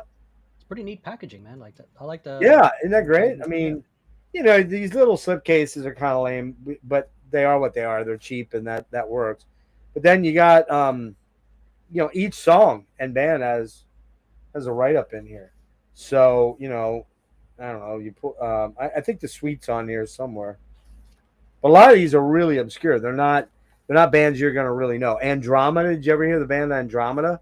The guitar player went on to be an Atomic Rooster. I think Atomic Rooster's on here. Fucking cool shit, man. So we got to get through that. One more box set, and then we'll do a couple CDs, and we'll come back to talking a little bit. Jethro Tull, yeah, I had to do it. It's the good news is with these box sets that Steven Wilson is not doing anymore because he doesn't know the albums and isn't really a big fan of anything past the Broadsword of the Beast. The next one up is gonna be Under Wraps, which is a fucking horrible album. It's so bad.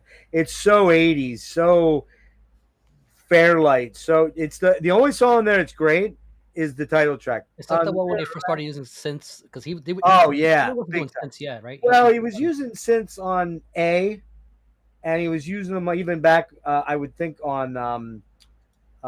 You mean like more synthy sounding than the organ and stuff Which like that? gives it as more 80s-ness. I guess. Yes, way more, way more.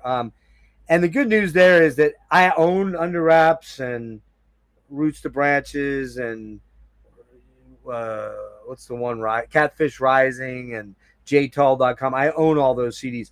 Haven't listened to them in years. Why? They're just not that good. Roots to Branches is okay. That's probably the good one. The other one that's pretty good is Crest of a Knave because that has Farm on the Freeway and a couple other cool songs on there, Steel Monkeys. But they just aren't that good. But I think this will be the last one of these I buy. Now, this one is interesting because it was actually a compilation album that came out in 72, I believe, or 71. It might have come out in 72, but a lot of it was from the 68 to 71 period. And singles that didn't get issued anywhere, 7 inches, stuff like that. And these books are incredible. And, of course, it's got surround sound, or is it Atmos or surround? I can't remember if Steven Wilson's involved with this one here. I don't know that he is. Oh no, he is. Never mind. He does the remixes. He does the studio. Yeah, he is on this one. He told me that was the last one he was going to do when we were talking before I you mean, came in. it's nice to have like the ammos and shit, but like personally, like I know I won't have that kind of setup to take advantage of it completely. You know. I don't either, and frankly, the price on this was right, and that's why I grabbed it to have for the last one. So, all right, let's do a few CDs and we'll wrap a minute here. You can comment, obviously. My buddy John Holmes sent me this the other day. It's his most recent thing under Nomad, but it's actually under John Holm. It's called the PCC Cascade Sessions EP, Born to Endless Night. It's one track, one really long track. In April 2025, I was invited to record at the Portland Community College Cascade Studio for a free 5-hour session to benefit students in the audio engineering department. I went into the session with literally 2 riffs and a general song structure idea that was built. It's a very repetitive thing the first 3 minutes, and then it kind of gets into a church meets the church from Australia. The church meets Fields of Nephilim meets Sisters a little bit. It's really a cool track. I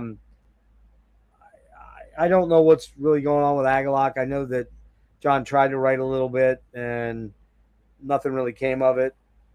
And so I don't know where's that's going, but I know he's working already on his 4th Nomad album. I don't know how close he is to finishing that. I think I've heard a couple of things from that. He sends me things from time to time so I can make fun of it. Love you, John, but I'm just kidding. But yeah, this is cool. You can get that on his website. I think there's only 100. It's a nice little envelope. Cool artwork. Cool samples in here that I shouldn't talk about. Gatefold, I guess. Those are. Yeah. When Matt over at Dark Descent puts his 33% sales up, I hate him because I just know I'm going to spend some money there no matter what.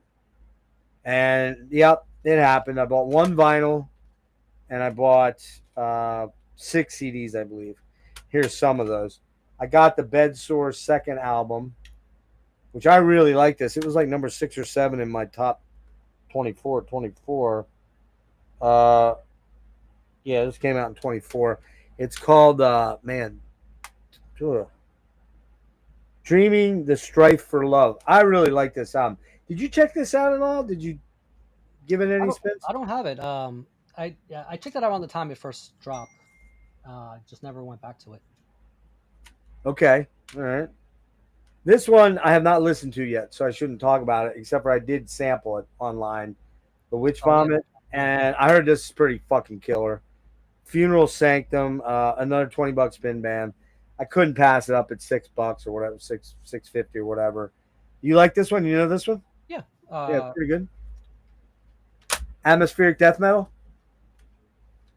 I guess you could describe it that way. I mean, it's pretty nasty stuff. Huh? It's pretty nasty stuff. Cool. I like it nasty. I finally got a copy of Blue Nothing on CD. I have it on vinyl. I really like this one, man. It's got some fucking great songs on it. Yeah. Phil Tugas, our boy Phantom. That one I would describe more atmospheric.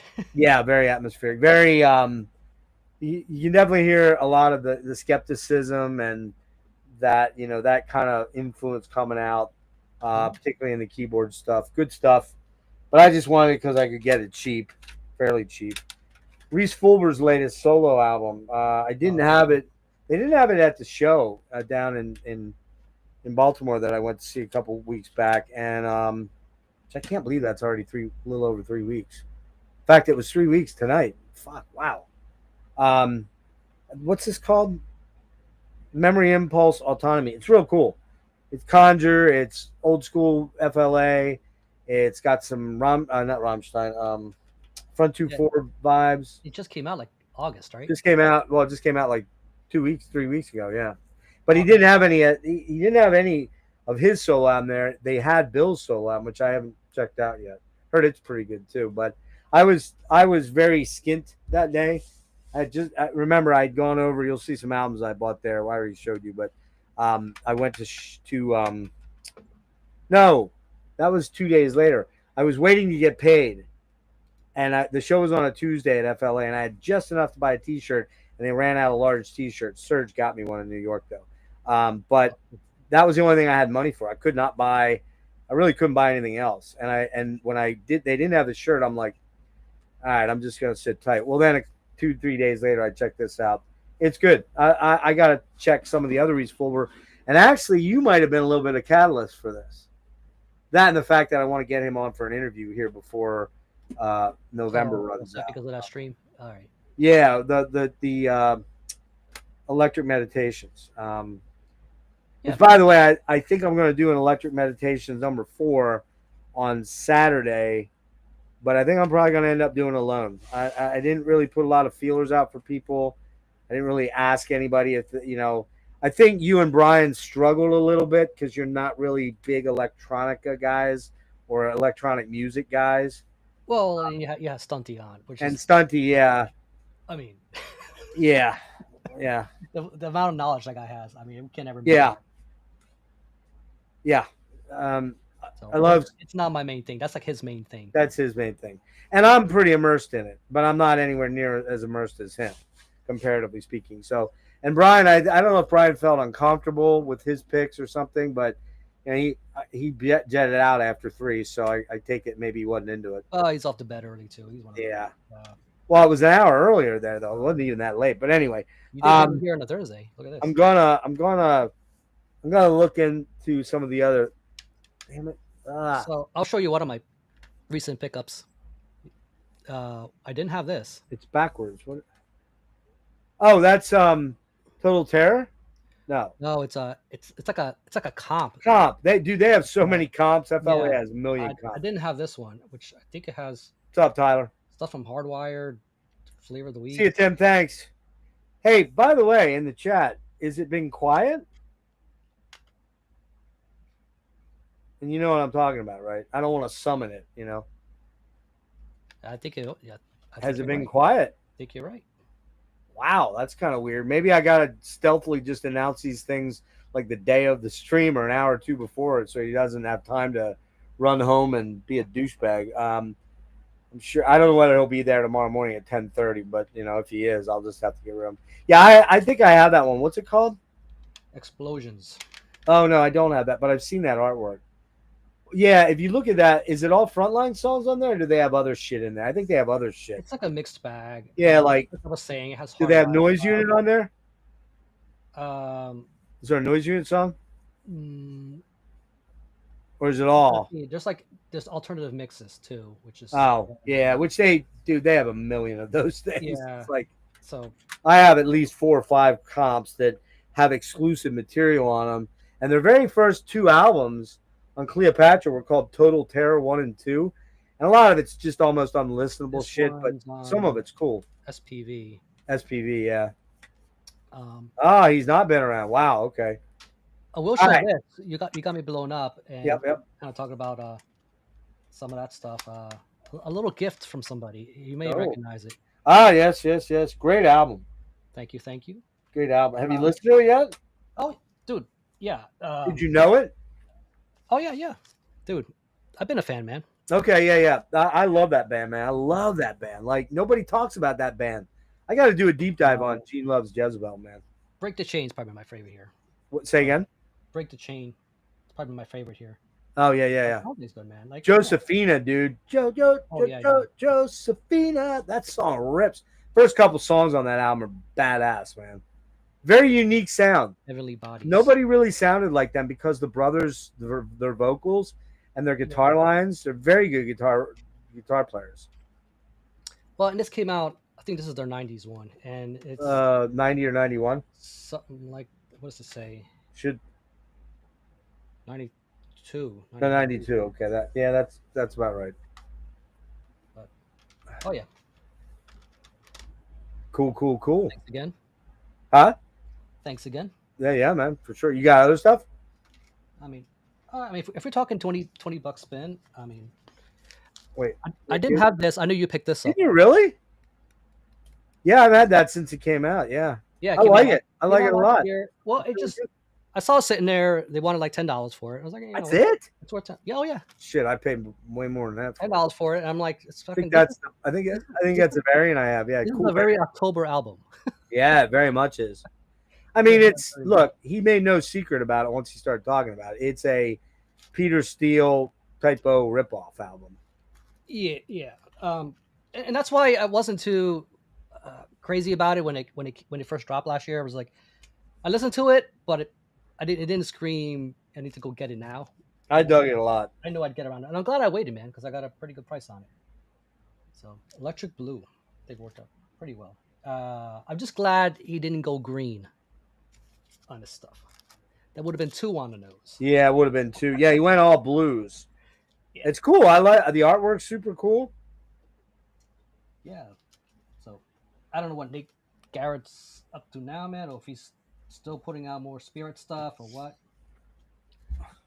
What's that? I don't know if this is like a one-off project for him, or he plans to do another one. That's a good question. He's not really talked about that much. He's working on a new Spirit of Drift album now. He's got a different lead guitar player on it though. I know that.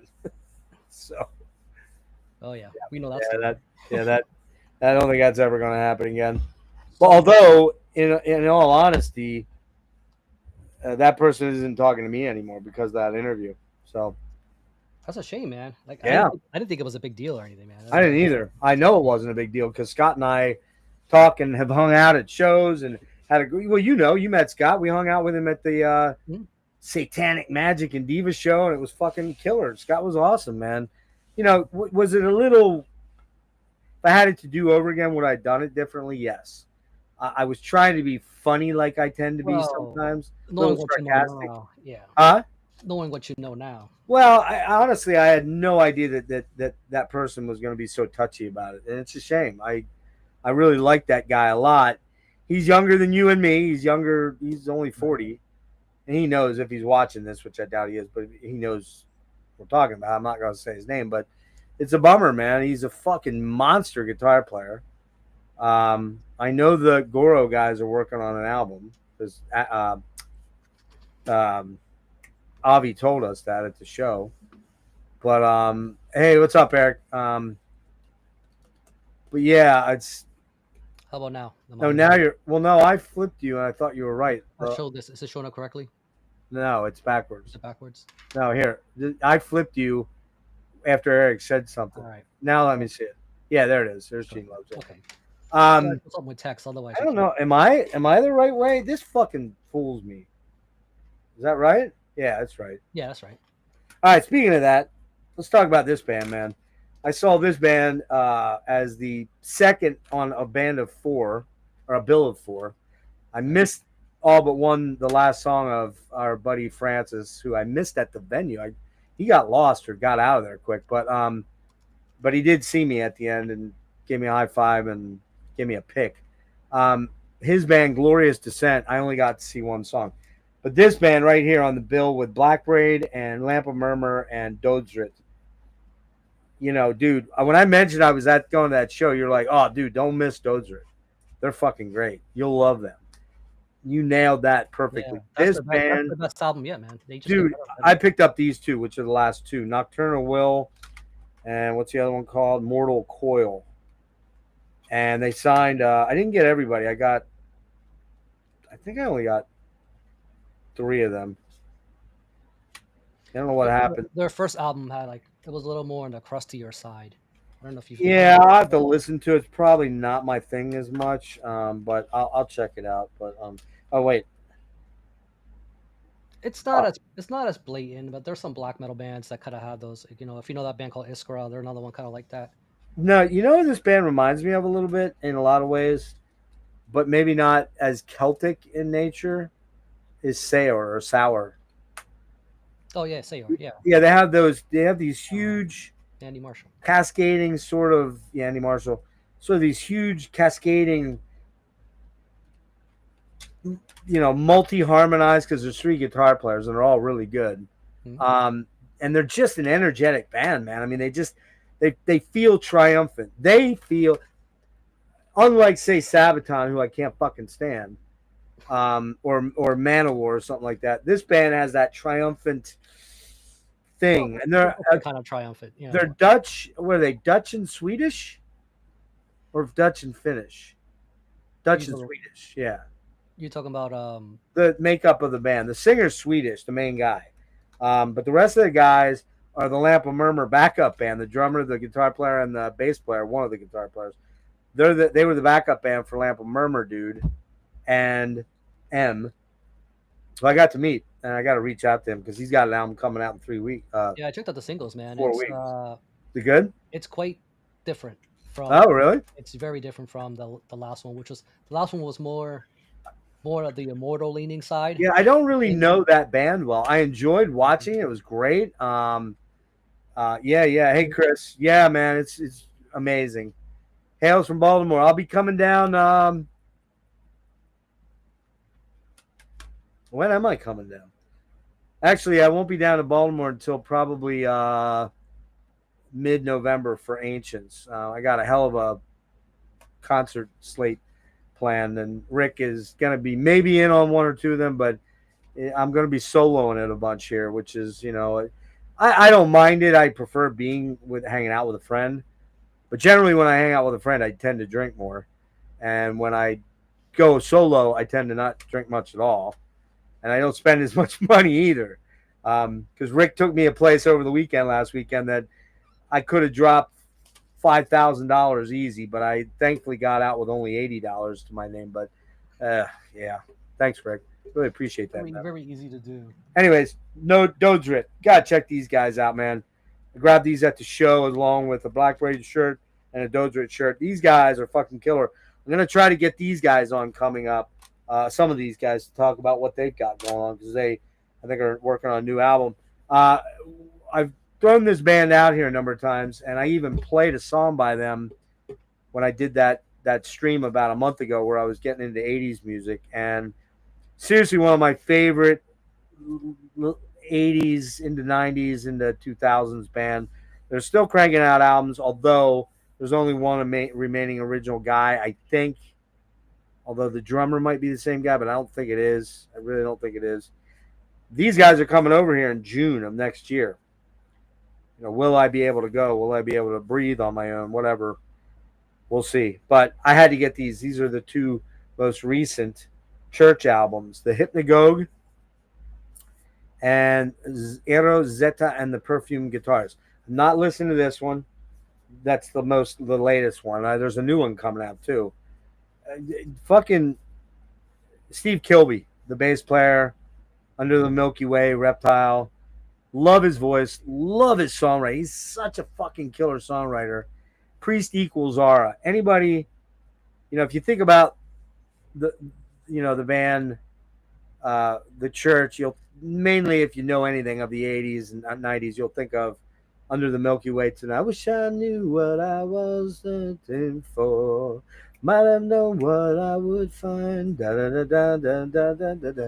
That was a big one. Back to Metropolis. Back to Metropolis. Da, da, da, da, da, da, da, da, da, da, da, da. Another. Do, do, do, do, do, do. But what you really don't know about that band is, if you don't check their albums out, is they are fucking amazing songwriters. They write really progressive music that isn't prog wank or prog noodling.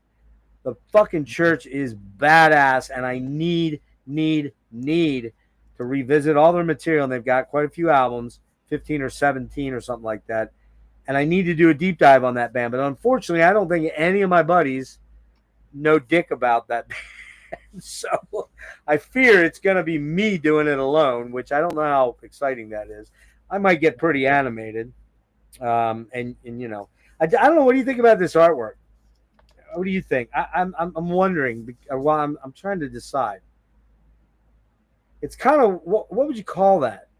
Pop art? No, not pop art. Like what would you call that? It's a collage, man. That was like a big thing. But what's the actual style? Like that kind of old, like pen and ink? What is it? Is it watercolor paints, or is it a painting, or what? I don't even know, man. Like it's it's a collage of. I used to make shit like that all the time. Weird stuff in the middle.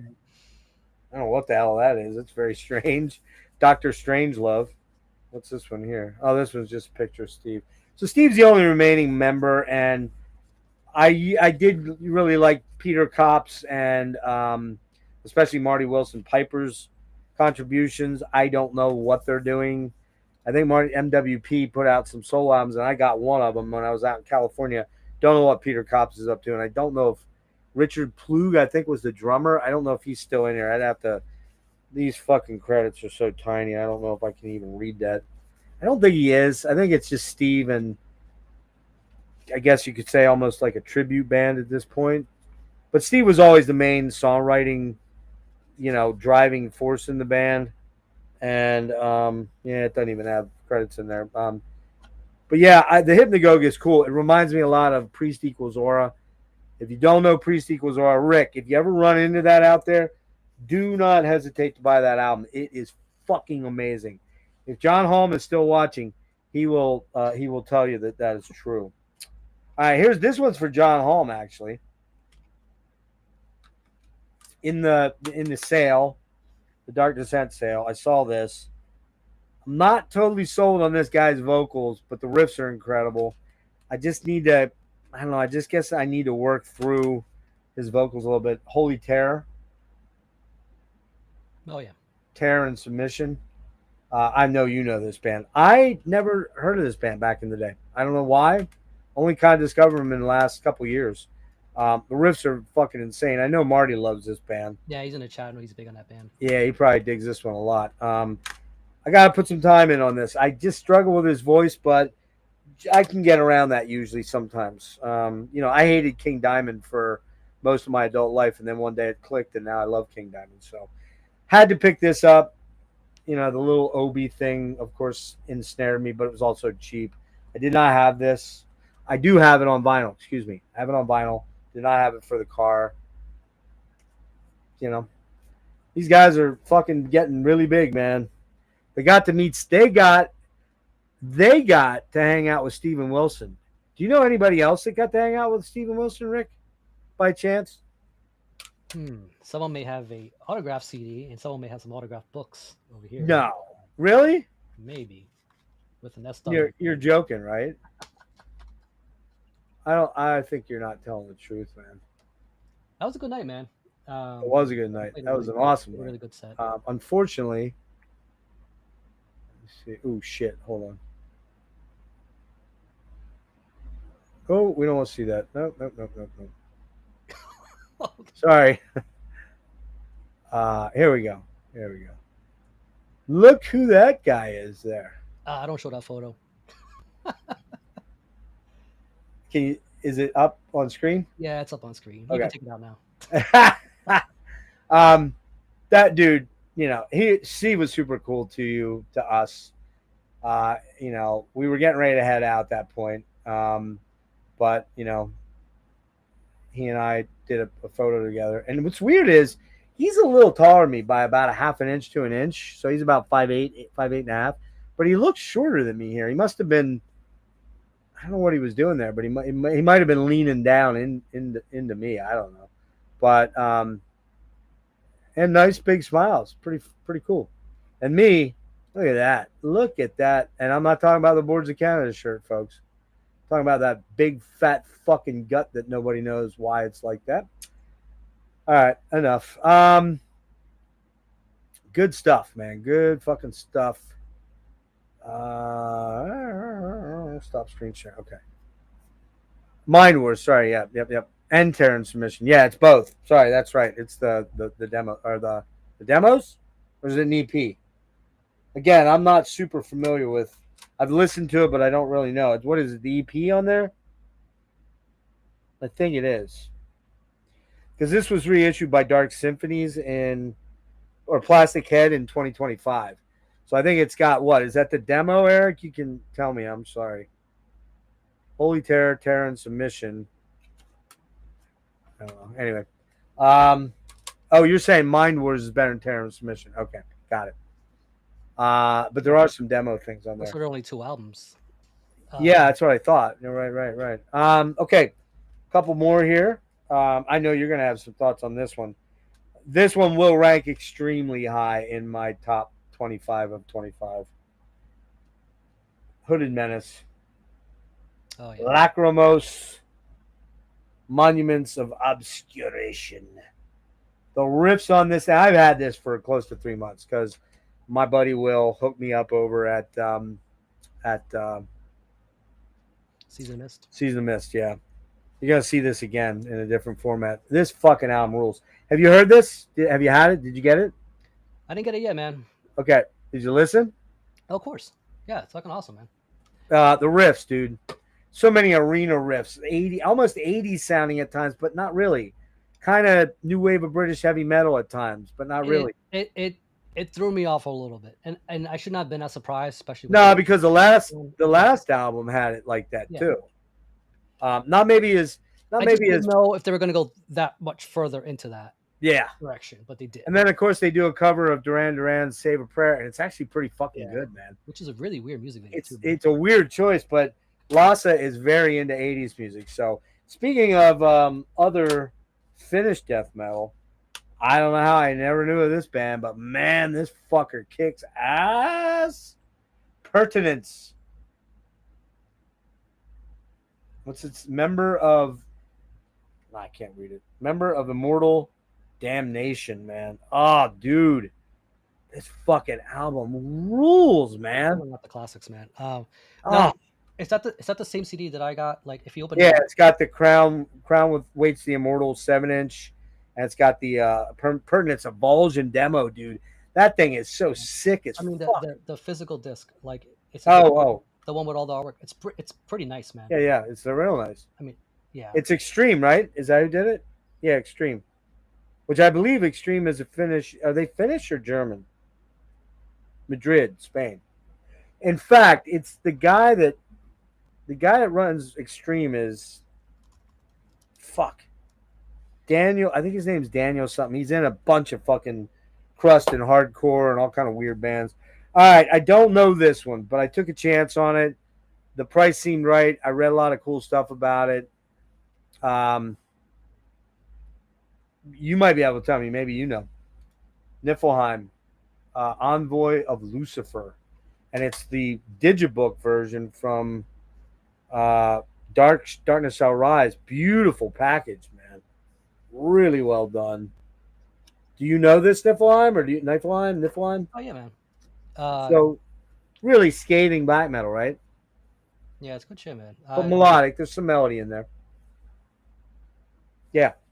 So that one I got to dig into yet. That and Witchbomb were the two. Like, all right, I got to get 2 more. I could have gotten 40 more, but I was like, no, you only get 2 more, and those were the 2 I chose. I think I might have spoke about this band in my last one. I can't remember. I think I saw them just before I did that update back in September, but whatever. Saw these guys in Philly. Rick was supposed to go, but he wasn't feeling well. Ooh. Yeah, no to not feeling well. What's that?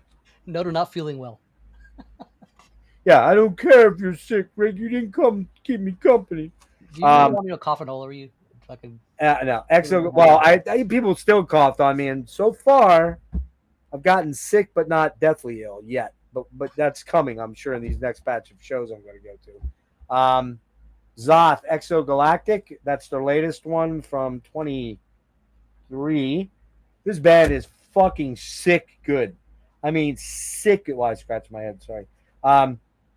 Just imagine,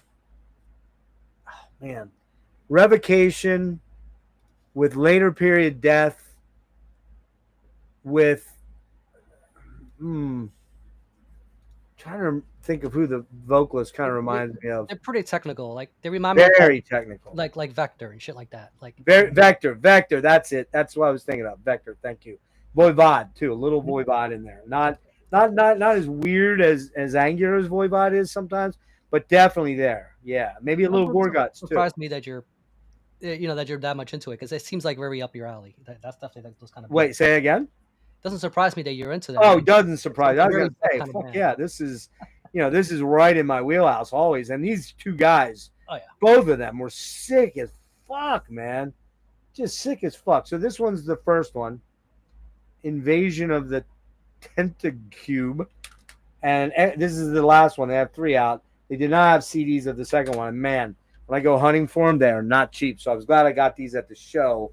I dropped a pretty penny at that show on a shirt, on an album, which you'll see in a minute. Almost done with the CDs. I don't know what this sounds like other than the singles, but I knew I was just gonna love it because this is one of my prime, with the exception of maybe Forbidden. This is my favorite thrash band from the Bay Area, without any Oh argument. yeah. This is the new one. The 2 or 3 tracks I heard online. What were they? For the Love of Pain, Infanticide AI, and what was that really fast one? I think that might have been the 2 I heard. Chuck Billy. He's the fucking king, dude. There's nobody better than him in that in the thrash scene. And I love Norman, and I loved Russ, and I love the sadist guy. I forget his name, Mike. All the big bands, the big 4 that you talk about. I never loved Exodus because of Sousa. I like Rob a little more, but I'm not in love with him either. So I don't know. Exodus, man, I struggle with them, and I want to like them more than I do.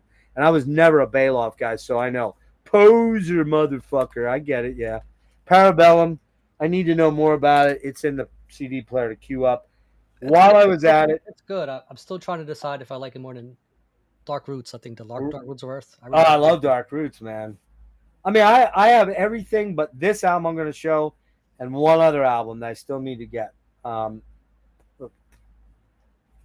my fucking hair's in my mouth. I never had this, but they played 2 songs from this when I saw them back in May. They played Trail of Tears and Low, and I got Low. And this is a good album, man, with James Murphy on it. This is a fucking ripper. I never owned this, and I listened to it and was like, I got to get that. And then I'd forget about it or not see it for a long time.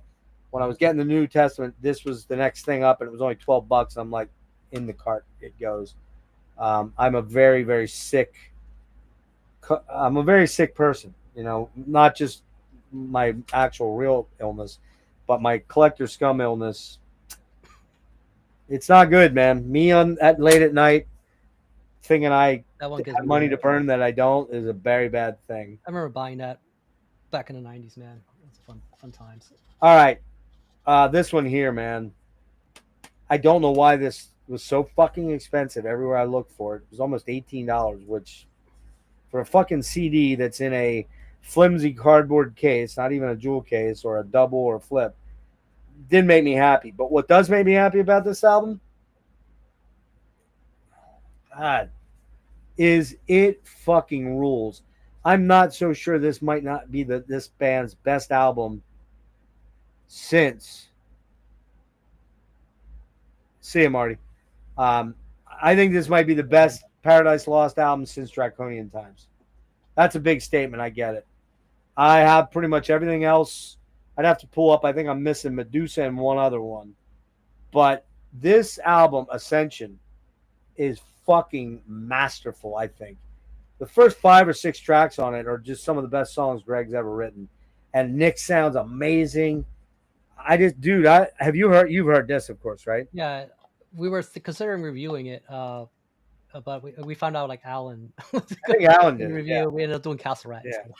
I didn't watch it. I don't watch a lot of the reviews of anybody, Nick or Marty, the Heavy Metal G. No disrespect to you guys.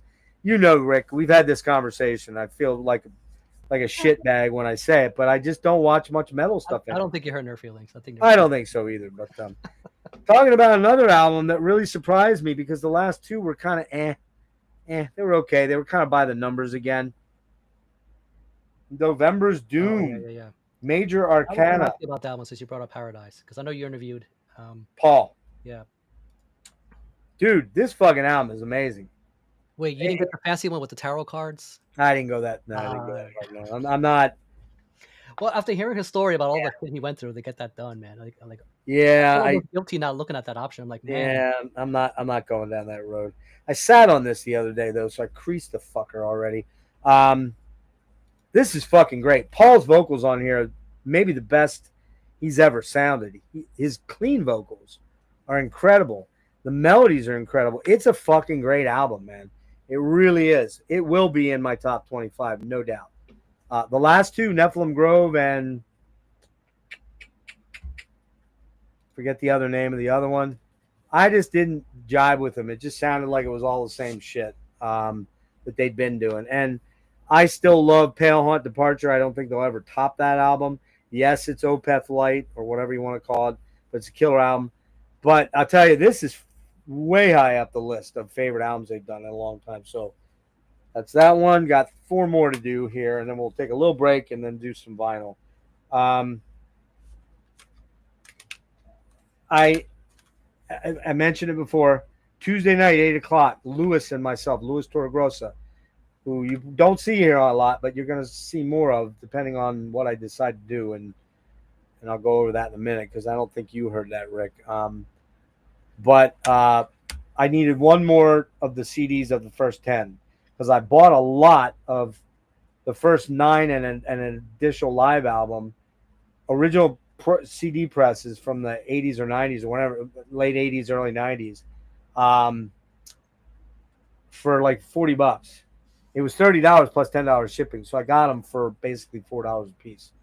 That's cool. And I'll tell you, man, that early Santana dude, man, those first 4 albums, holy fuck, what a monster fucking band, dude! Just monster players everywhere.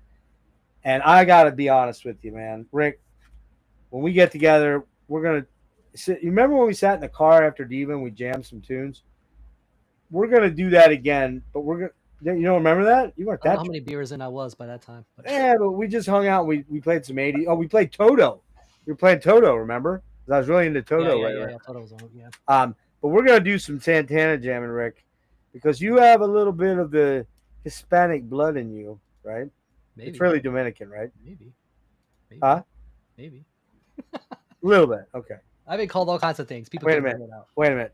You are a U.S. citizen, correct, Rick? You have your papers. Hold on. I think it's ice.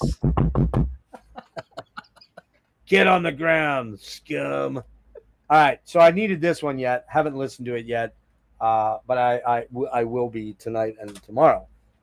2 last ones here. Non-Euclid. Is that what they're called? Non-Euclid. The first one, this is the first one. It's called The Crawling Chaos. This is Morian from Alkaloid and from Dark Fortress, which you're going to see a bunch of shortly.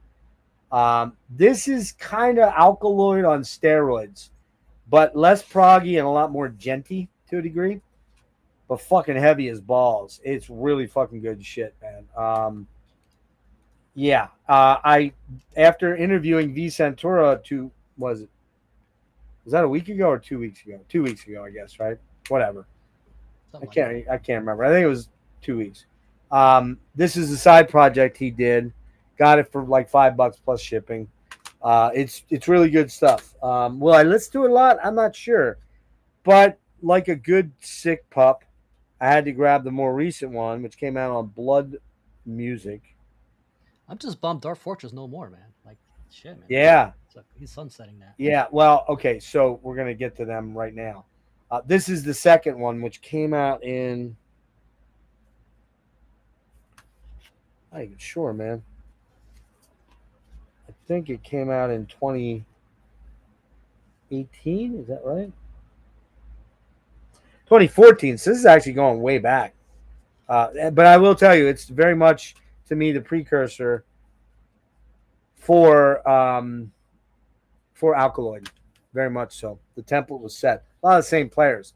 V Centurions on it. It's kind of Dark Fortressy too in a lot of ways. A lot less black metal, and a lot less melodically over the top. Speaking of Dark Fortress, this is Eidolon. This album fucking rules. You have this one? Oh yeah, I got them all, man. So good. Yeah, you do have the album. That's right. I've got a mix of stuff.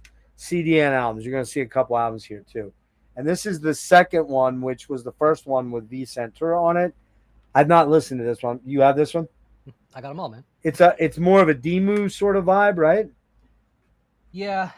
There's elements of that. I mean, I like it when they get symphonic like that. And they do. I think the only problem, and we talked about this, V and I talked about, was they made some long-ass albums, dude. Like, long-ass albums. Every fucking album was 67 to 72 minutes. they filled those CDs up during that time that record companies wanted that stuff. Somebody mentioned, oh yeah, and the last one is those two. So I got two on CD, and we'll start with the albums on that after I show this real quick. Somebody back there, Chris.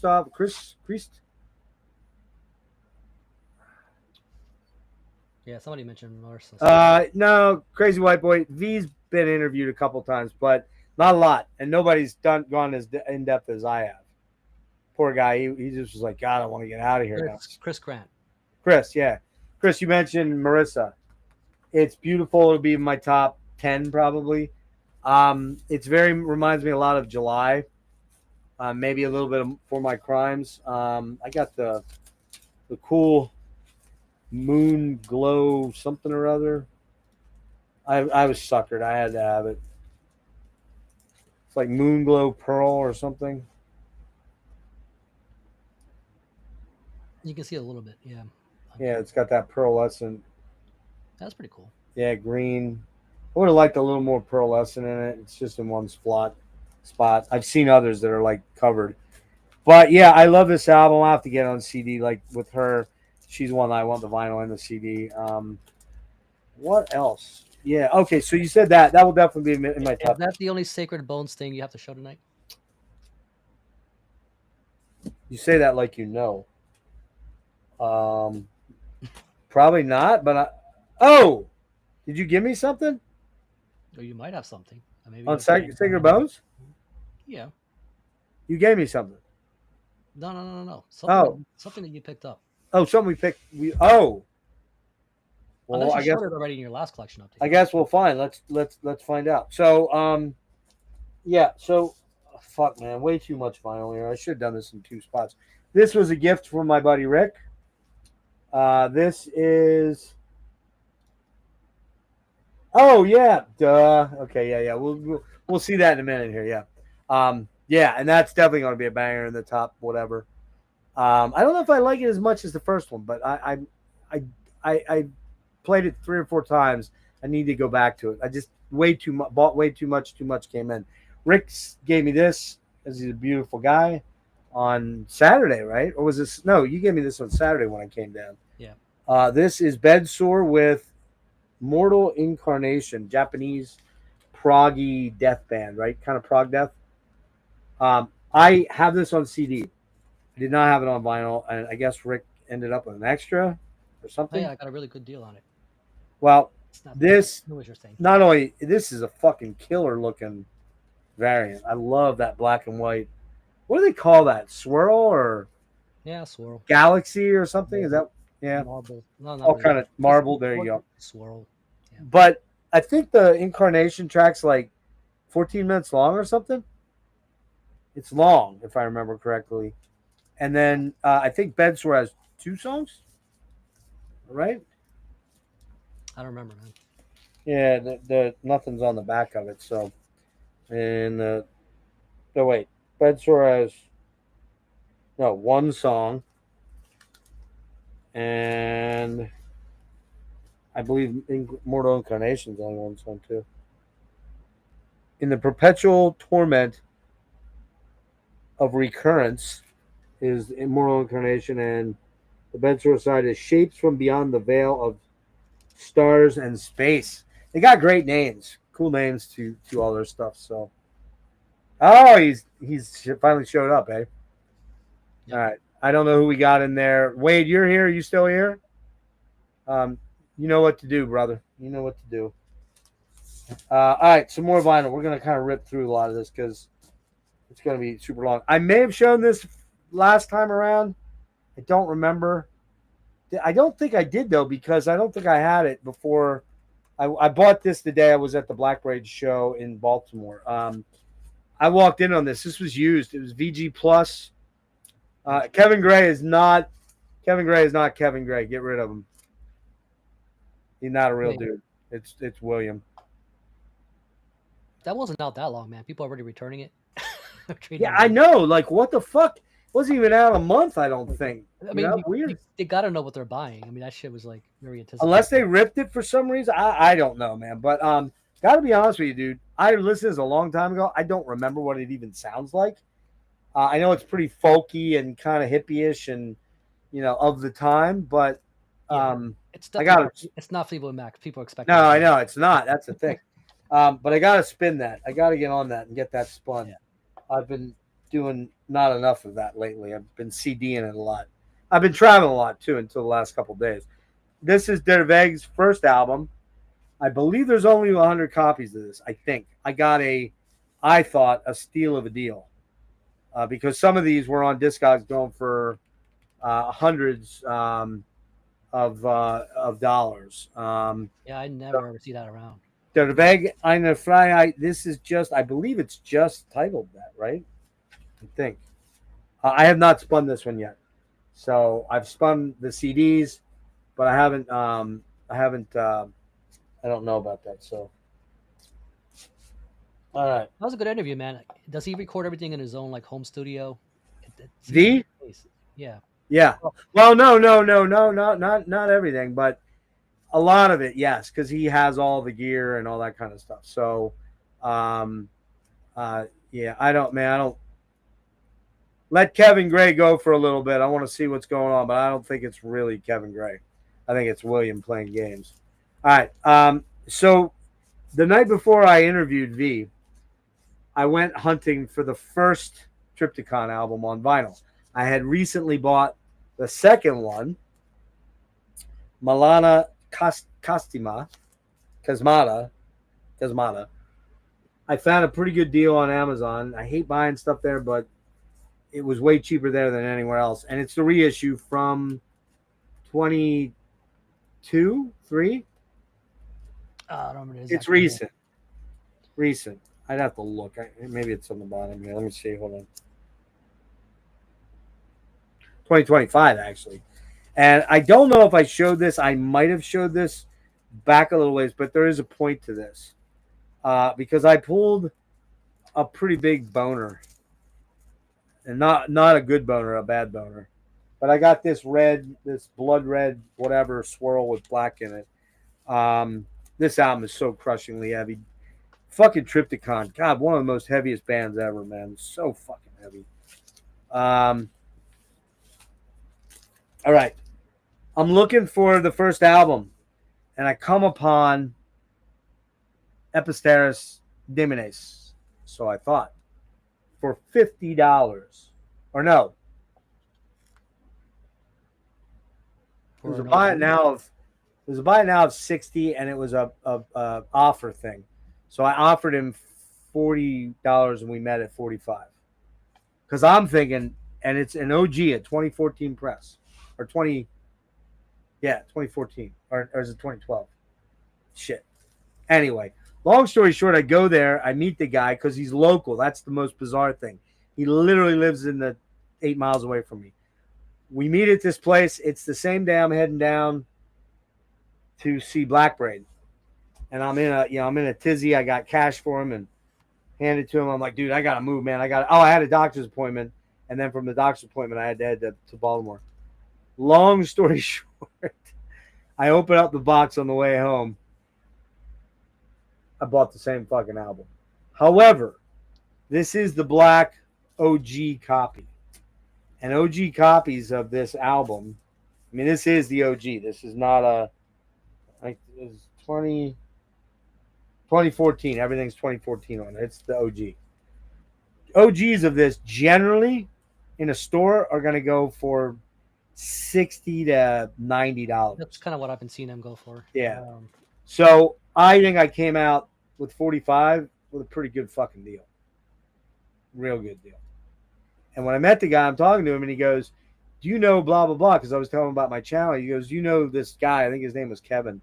I'm like, no, he's like, he works on the Cannibal Corpse road crew. And he gets these albums. Well, he got a lot of these albums back as promos or whatever. This is not a promo, by the way. It's a real deal. So I have 2 Milana Kasmatas. There you go. All right. I don't think I showed this. But if I did, my apologies. I finally got this on vinyl. I have it on CD. I've had it on CD. This is one of my favorite I call these guys one-hit wonders. You know what I mean? They just they don't. I know they came out with stuff much later, but they put this out and then kind of disappeared. And this is on Transcending, I believe. Is it No, not Transcending.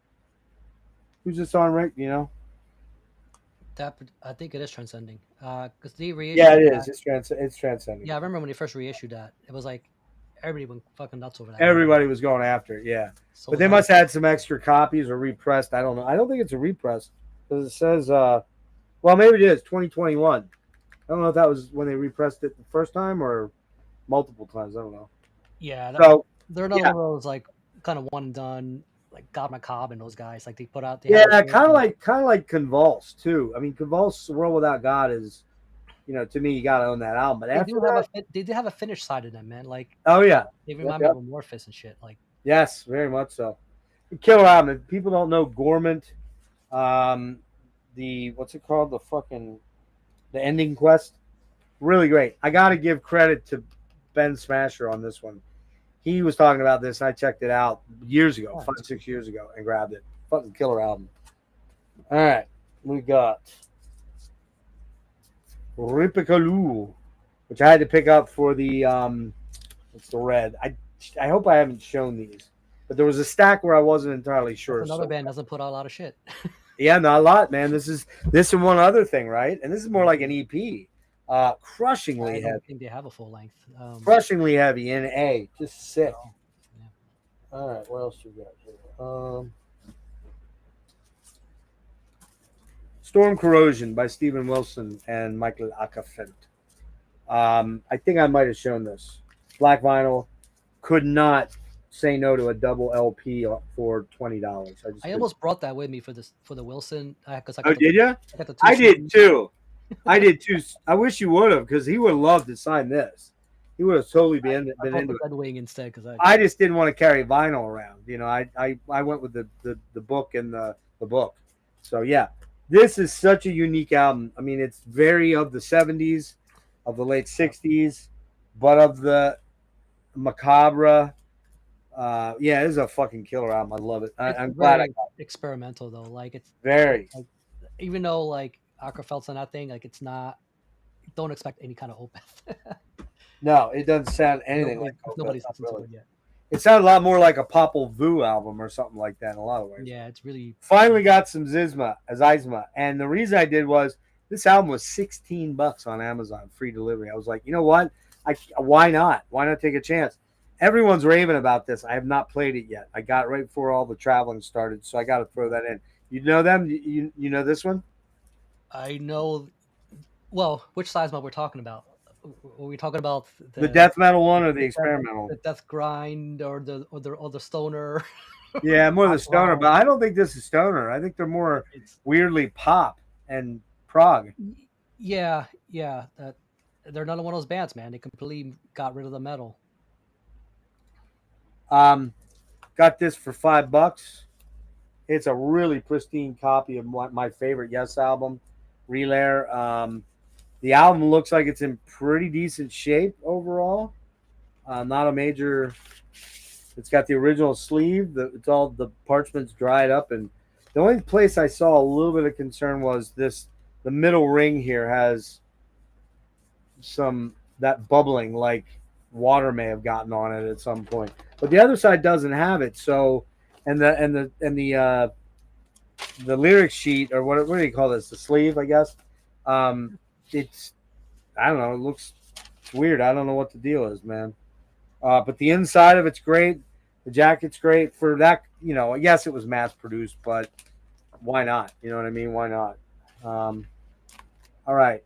I'm trying to move it here. Yeah, because we were looking at a copy at Sit and Spin. They had one there, but I don't know if it was in better condition. A Relayer? Yeah, we were looking at it. We were? Oh yeah. Fuck, dude, I don't remember that. You took it out and everything. You were. Wait a minute. Have we already been drinking? Yeah, we've been drinking. We've done mojitos and it was earlier in the day. We weren't hammered, but I had a good buzz. We hit up. No, we went there, and then we went to the fucking Lowe's or the Home Depot for shoe glue. Oh, they got you glue, yeah. Which I think you still have. I think it's still in your car. I forgot about that. It might still I think it's still in your car. I don't think I took it with me. It's still in my glove box, man. Is it in your glove box? Okay. I know I showed this. I This is that Zoth album, but I want to show it again because it's so fucking pretty. This is the latest Zoth. I had to own one of these. I should have bought you one, Rick. I don't know why I didn't think of it at the time. I'm very bad at that. You know, I don't know when any Zoth. yeah, I should have gotten you one, maybe for Christmas or something. But they all signed it, which is super cool. But I know I showed this. But look at that thing, man. That fucking That's a cool little. That's a die cut, right? huh? Is that a die cut? Yeah, die cut with fuck. Oh come on, now are you serious? Ah, what the? What is going on here? Hold on. Sorry. Oh, I see what happened. Shit, are you fucking kidding me? Man, the inner, look at this. The inner thing, they cut it too long. Oh, wait, no, that's the fucking lyric sheet. All right, never mind. It's the poster. Sorry.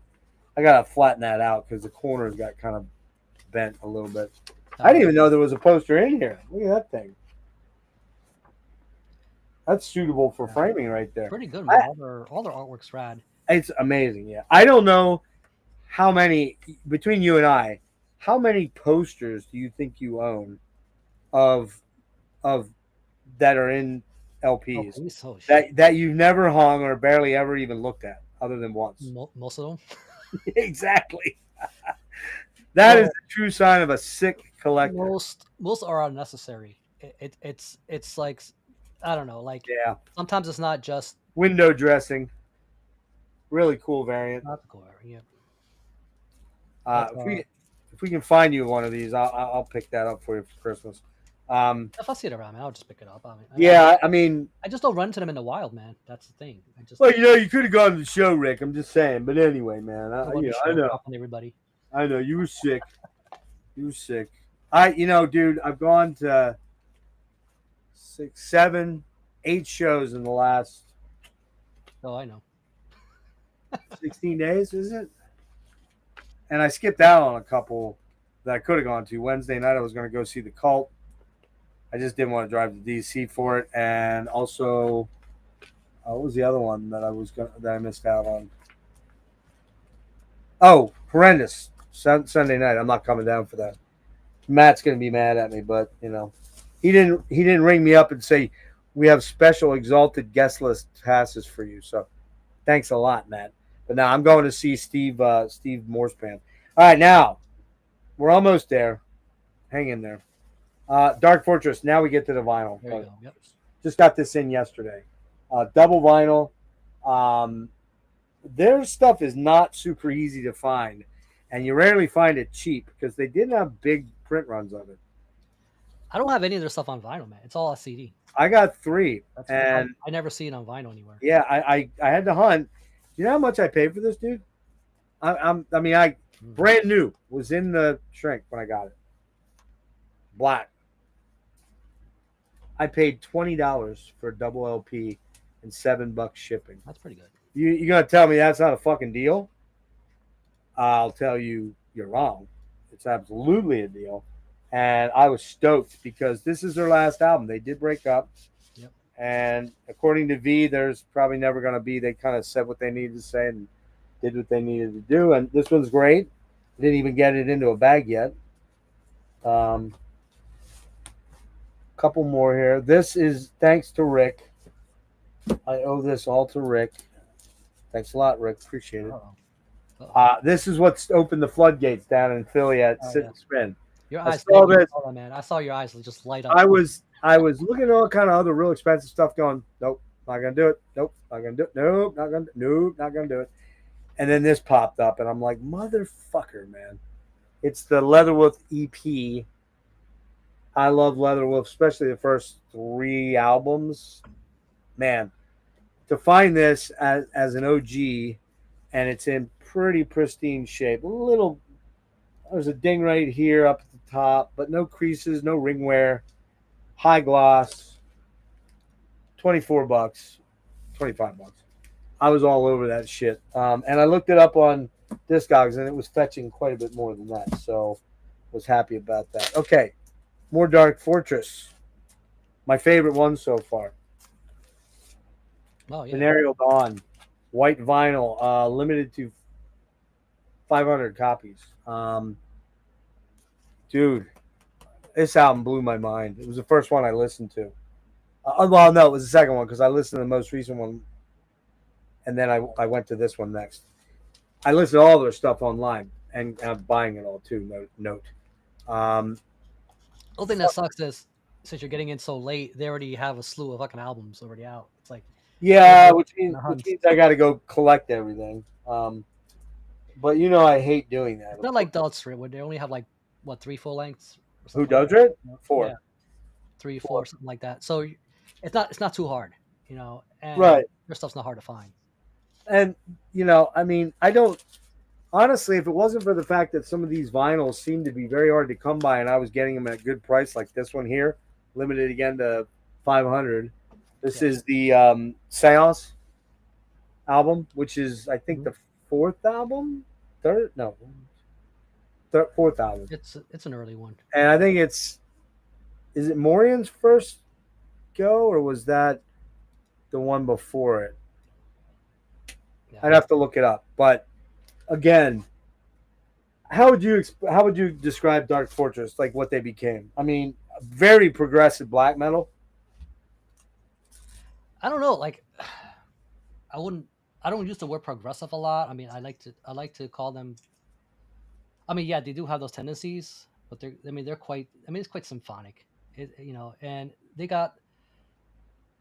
I mean, their shit. I'm drawn to them is because of the grandiosity.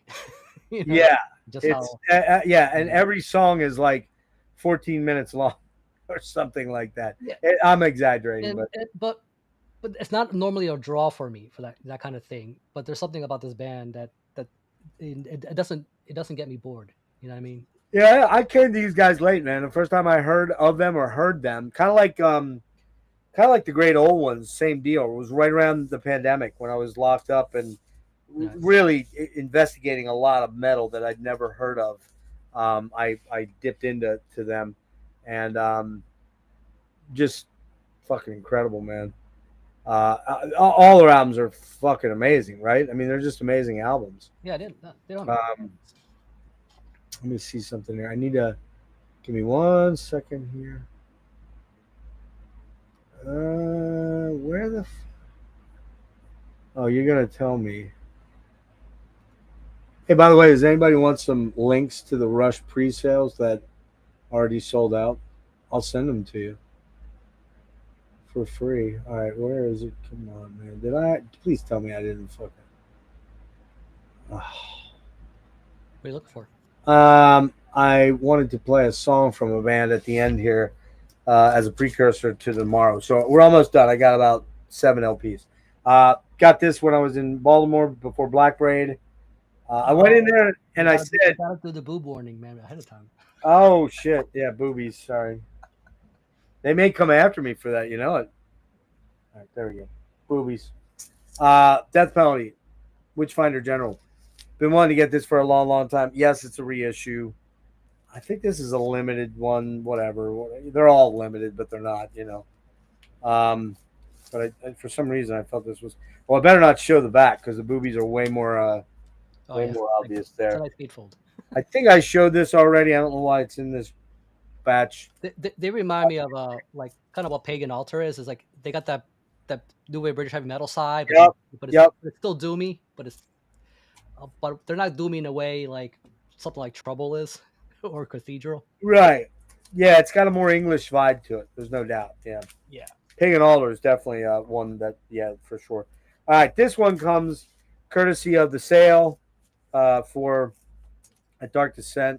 I put it in backwards. I think it's on my. Oh no, it's not on my player. Marcus from Finland of the Rotting Ways to Misery fame pointed me in the direction of this band. I think you may know them. I'm not sure. Yeah, I actually don't have that one. Dude, this album, fucking savage. I mean, just relentlessly heavy and relentlessly finished, man. Reminds me a bit of Demigod. Just they have that. I don't know what it is, man. They have it. I can't get that back in there. I think I got to get a different one. The band is Proscription. and the album is called Desolate Divine. Um, finished gnarly, cavernous death metal. Think Crips. Crips would be kind of a good, Yeah, maybe a little bit of, the Finnish do that shit really well, man. yeah, I would say a little bit of uh, spectral voice, but not, but very finished sounding spectral voice, and a lot faster, quite a bit faster. But man, this blew my mind. I'm not gonna lie to you. This Marcus nailed this so perfectly. I hit him up a couple days ago. I'm like, bro, this was so on the mark. He's like, yeah, I had a feeling you'd like that. So that's a big one there. That's going on the list. This was courtesy of my good buddy Serge. He gave this to me in the car after the first Steve Wilson show last Saturday, or no, not this past Saturday, but the one before. It's a green, really cool green uh, variant. This is Tooth. I only know a couple songs. I listened to this album and dug it a lot. Serge wanted me to go see him, and I had dental surgery I was supposed to do. I didn't end up doing it, but I didn't go. But boy, when I heard this band, I was like, oh yeah, yep, all in on that. They're quite young too, man. I think they're like Yeah, barely out of the college years. if I'm not wrong, they were on Marty's show, Were they? I don't know. or maybe Ben's. Somebody interviewed these guys, or no, they did on Metallurgy's album club. They did the album before this, I think. Oh yeah. I think Alan brought him up. I don't know if he was on it, but Yeah, I don't know if that was it or not. he's a big fan of it. All right, we already talked about this band, so we don't need to get into it too much further. But had to have the vinyl. Why I don't know. I just had to have it. Whatever. Comes with two great posters. This one's going to be very near the top of my top Oh, 20. you want that night's big artwork too, man. It's great. Yeah, Ben Scoter, right? Yep. All right, here we are. We're down to the last three. Sorry. This one I took a flyer on. I've not listened to it yet, so I really don't know what to say. I think you know it, or you kind of know it. White vinyl. The band is Spell from Canada. I think Vancouver area, maybe. That was your sit and spin pickup, right? That was my sit and spin part of my $80 splurge. I thought this was two LPs, but it turns out it's only one. It's got the heaviest jacket I've ever seen ever. I mean, this jacket's made out of concrete. My buddy Tom Draper, well, I think he was my buddy anyways. He played played in this band live for a big tour they did. I think he went over to England, over to Donington, and played like Download or something with them. I don't know if he's doing anything with them because, like I said, he's not really communicating, so I'm not really sure. Three more, two more in a box set. This one was Rick handed me this one. He goes, "This is my favorite one. You should own this. Do you own this?" No, I don't own this. A repress of Evoken, whose new album comes out tomorrow. Yes, tomorrow, right? Yeah, there was a Metallurgy review Right. put up today. Jim and Kellen, I believe, right? Yep. This is a reissue. This is, goddamn, what's the name of this one, Rick? Ultramores. Atremors, Mhm. which I means before death or after death, something like that. Something like that. Let's see here. Okay. I've been weirdly accumulating Evoken on vinyl because their CDs are really expensive when you look for them. They're crazy expensive. Like $35 for, I guess they're all out of print. Had to get this one. I don't have to cover the boobs here. The Ventures, the Y50. This has a bunch of cool tracks on it. Age of Aquarius, Y50. Let the Sun Shine. Or no, Aquarius is Let the Sun Shine. Dizzy, Spooky, Stormy, Games People Play. The Letter. Send me a letter. Yeah, Theme from a Summer Place. Got it for $4. I had to have it. And what's cool is, man, it's in great shape. And I don't know when this came out. I don't know. Let's see if it has a date on it. Yeah, it's probably only been spun once or twice and It looks brand new, dude. storage. but it's probably was mass produced because they got the rights to it. And this is bothering me. Why can't I find a date on here of any sort? Liberty Records, Adventures. Hawaii 5-0. I don't see anything, and I doubt there's anything on the inside either. Yeah, I don't know, man. I don't know. I don't know when that came out. I have to search for that one, but and those that don't know me, those that know me super well, which isn't a lot of people, but my kids and family a little bit, will know that I am a massive Hawaii 5-0 fan. Jack Lord, Hawaii 5-0, not the reboot. So I think the greatest theme song of all time is Hawaii 5-0 theme. I mean, it is just such a badass tune. Ba ba ba ba ba ba. I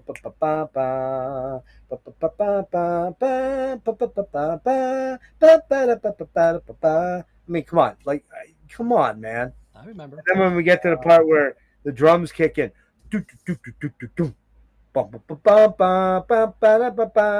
oh my god, that song is just. I want that played at my funeral soon. I think I first heard that. This is gonna sound fucking funny, but I think it was from the Twilight Zone movie. Yeah, that probably is true. All right, the last thing I got, in keeping with the box set that I got for the Swedish death metal book, which I'm very happy with so far. I've gotten through most of it already. I'm digging a lot of it. I've never ever heard. This is a band that I learned about through doing the thing with Kim and Marcus. It's a band I'd never heard of. You probably have. You probably own something by them, but I didn't. And I ran into this box set of 4 vinyl for a fucking ridiculous price, like $42 shit. You got a box set? Well, vinyl box set. That's not that. Oh, okay. Necropsy. Oh yeah. Tomb of the Forgotten. We've got the Mental Disturbance demo, the Curse demo. We've got Indigestion demo. We got the Promo 91. We got Never to Be Forgotten 7-inch. We've got Another World demo. Go all the way of Flesh demo. These dates are like 92, 91, blah blah blah, late 80s. Then you got the Necropsy Demigod split. That's the one I really wanted because I fucking love Demigod. And then last one here is Promo 93, track 6 taken from the Monoheads. And this thing's really nice, dude. It's, they come in really nice thick sleeves. I don't even know if it's color because I haven't gotten to this one yet. I think it's black. Yeah, black vinyl. I'll change those sleeves out to rice paper ones, but and then a really killer nice book in here. Who put that out? Smart. It is Smart. Okay. Oh. Yeah, I don't know, dude. If you can find this, grab it. I don't know if you'll find it at that price. I ran into it and I'm like, no way. There's no way. This has to be a mistake. It's a good collection, man. This came out in 2013, man. I wonder if that had to do with the fact that they got back together, started putting out shit again. Oh, did they? Yeah, like they disappeared for a while, man. Like that's I know they disappeared. I don't know all their stuff. Like I said, this came out in 20. Oh no, I'm sorry. This is 2024. I don't know why it said 2013. I don't know what the hell I was thinking of there. Yeah, dude. This man, Necropsy, fuck, riffs, finish, badasses, killer stuff. Not unhappy about this at all. It came, I would say, for a box set that I think came pretty much minty. Yeah, now that you mention that, I do recall seeing it in his fart store. I just don't like ordering from there unless I'm gonna make a substantial purchase. Yeah, because shipping is. Yeah, it's a little annoying. I think that was it, dude. I'm trying to think. Real quick tie-ups. Ace Frehley, rest in peace, man. You were my original guitar inspiration, dude. You were the guy. You and Gordon Lightfoot and Ace and Alice Cooper, and those were the foundational building blocks. Gordon Lightfoot, by the way, great guitar player. Probably better than Ace. but Ace was the shit, you know. I mean, and it's sad the way that happened. Something weird went on there. I guess we'll find out. Maybe we won't find out.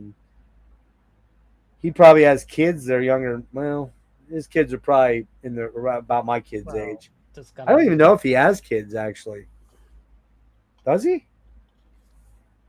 I don't even know. Let me see. Let me check. I got. I never really thought. I know He's got one. Simmons. He's got one. He's got one. Okay, I know Oh, Simmons. he's got a daughter. Yeah, I see that. I wonder. I've never heard him talked about. She's my age. Huh? She's my age. Yeah. Well, that doesn't surprise me. Yeah. Huh? Um. Never knew that. Does this mean I'm going to go out and buy all the Ace Frehley solo albums? No. I would like to have the Kiss Frehley solo album on CD at least. Don't really need it on vinyl. But okay, so that's Ace. Rest in peace, Ace. We're very sorry. It was kind of a weird way to go out because he was only touring not too long ago. So I do worry that he fell off the wagon and got really fucked up and fell and cracked his head, and that was the end. Wouldn't be shocking, but at the same point in time, I don't want to talk shit on the guy. I hope that wasn't it. He might have had a stroke. If he went out the same grandiose way, like the way Ozzy did, man, he did his last big appearance and Yeah, the seat and everything. You know, he didn't get that kind of a send off because the yeah. gigs he was playing were not the Ozzy style ones. I know I showed this too, but just in case I got that, I got to get into this. I haven't dug into it much yet. Beautiful box set, by the way. Did you know I like box sets? Did you know I had a? Just finding this out. It's I amazing. I know you knew me all these years, and you had no idea that. Never unload on anything. We never know anything. Well, yeah, you exactly. I'm very, very mysterious. I don't talk a lot. I'm pretty quiet, as everyone knows in the chat. Um, so the um, the other things I wanted to say was this restream. My bill is going to be coming due at the end of the month, next month, 26th, I think. I got to go look and see what my current rate is, but I came in at half price. It's why I left StreamYard because On the promo. StreamYard went up to what, $25 a month? I think no, was it $25 a month? It went up from like 10 to 25, or no, it jumped from 25 to 50 a month. It doubled. Yeah, it's And I did not want to do that. I couldn't really sustain it. I didn't have much income back then at all. The channel is making a little money, and I finally resolved the tax issue that should see a nice chunk of cash come my way that's going to allow me to go to 2 or 3 shows that I wanted to go to that I really didn't have the money for. But I don't know, Rick. I really don't know if I'm going to continue the channel after that. I don't ask for super chats. I never even think to. I just brought it up. Well, for those that don't know, like these streaming services, there's They're a free option, right? But for the particular way you use it, you entail the premium features. Exactly. So, you know.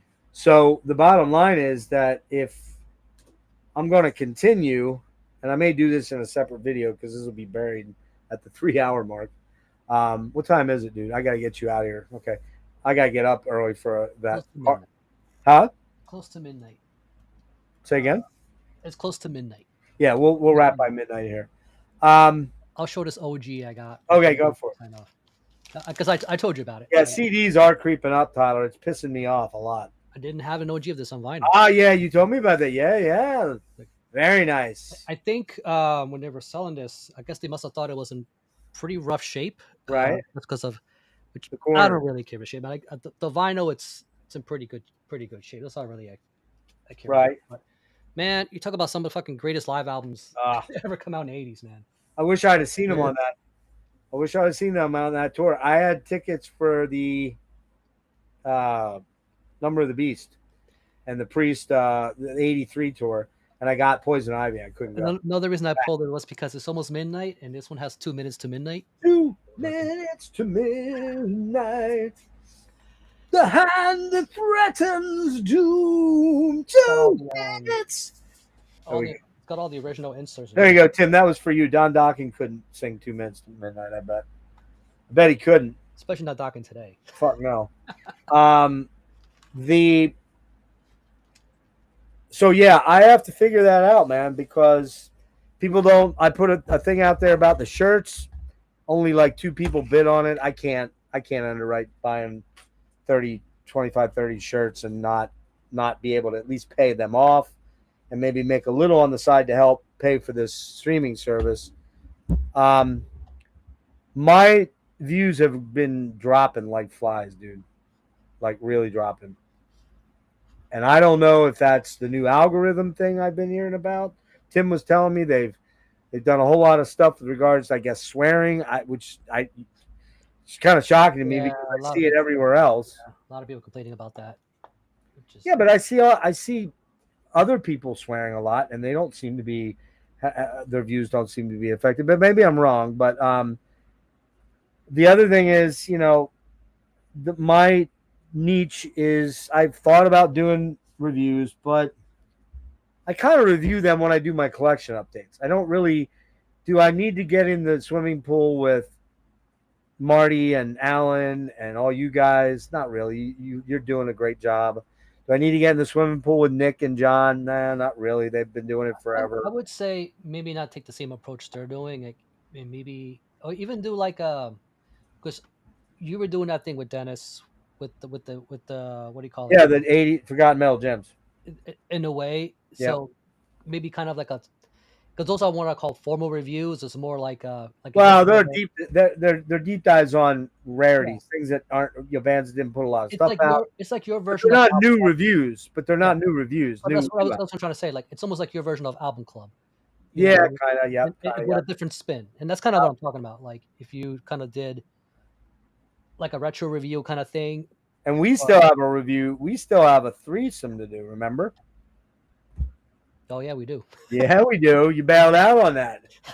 I completely forgot about it. Yeah, Maybe Black Crowes. too much THC, I guess. I don't What know. was it? Black Crowes Black debut, Rose, yeah, Candlebox debut, STP debut. and that and the yeah the motor oil. All right, we got to get on that, dude. We got to try to sneak that in by the end of the month if possible. Maybe That should last. be that should be an easy one. Yeah, last week I don't think I have anything going on. The last week after I get through a show or two. Yeah, but it is concerning because I do not think. Let me look it up. I'll tell you right now what my bill's going to be for November. Um, let's see. Keep up in the prices, which doesn't. Yeah, I'm looking at billing here. Yeah. $470, guys. I can tell you right now, that is not going to Wait, happen. is that for the year? That's for the year. That is not going to happen. So I will either have to go see what StreamYard is doing to see if I can sneak back in. But 470, I got in at 240, half. Wait, we're in October, right? You might get lucky and hit like a Black Friday kind of thing. Maybe get another That's 12 the only bucks. way I'm going to be able to do it. I can tell you right now, if I have to drop $470 on a streaming thing, the channel is going to be dead for a while, Well, if not for good. Also, the people who do this and are successful are monetizing in a way where they don't have to think about it too much. Right, they're getting all the money to cover it. I'm not. I don't. I haven't seen Oberheim, Brandon in a while. Last two, 3 streams. He was always dropping money in. I had one here and there that would drop a nice little thing, but nothing extensive. And so again, I'm not asking for that. I've never asked for it, but the t-shirts would have been a way to kind of gather a little bit of money, but that's not happening. So, it's really. Hang on, sorry.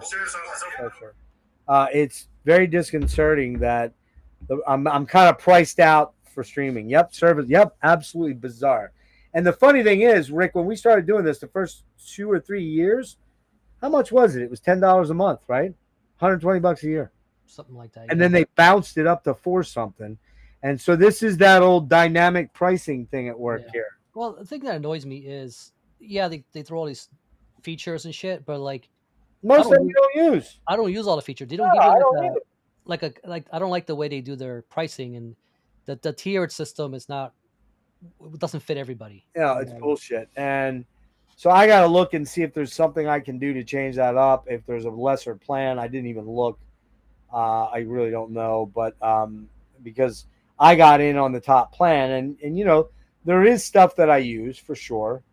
But let me look real quick here.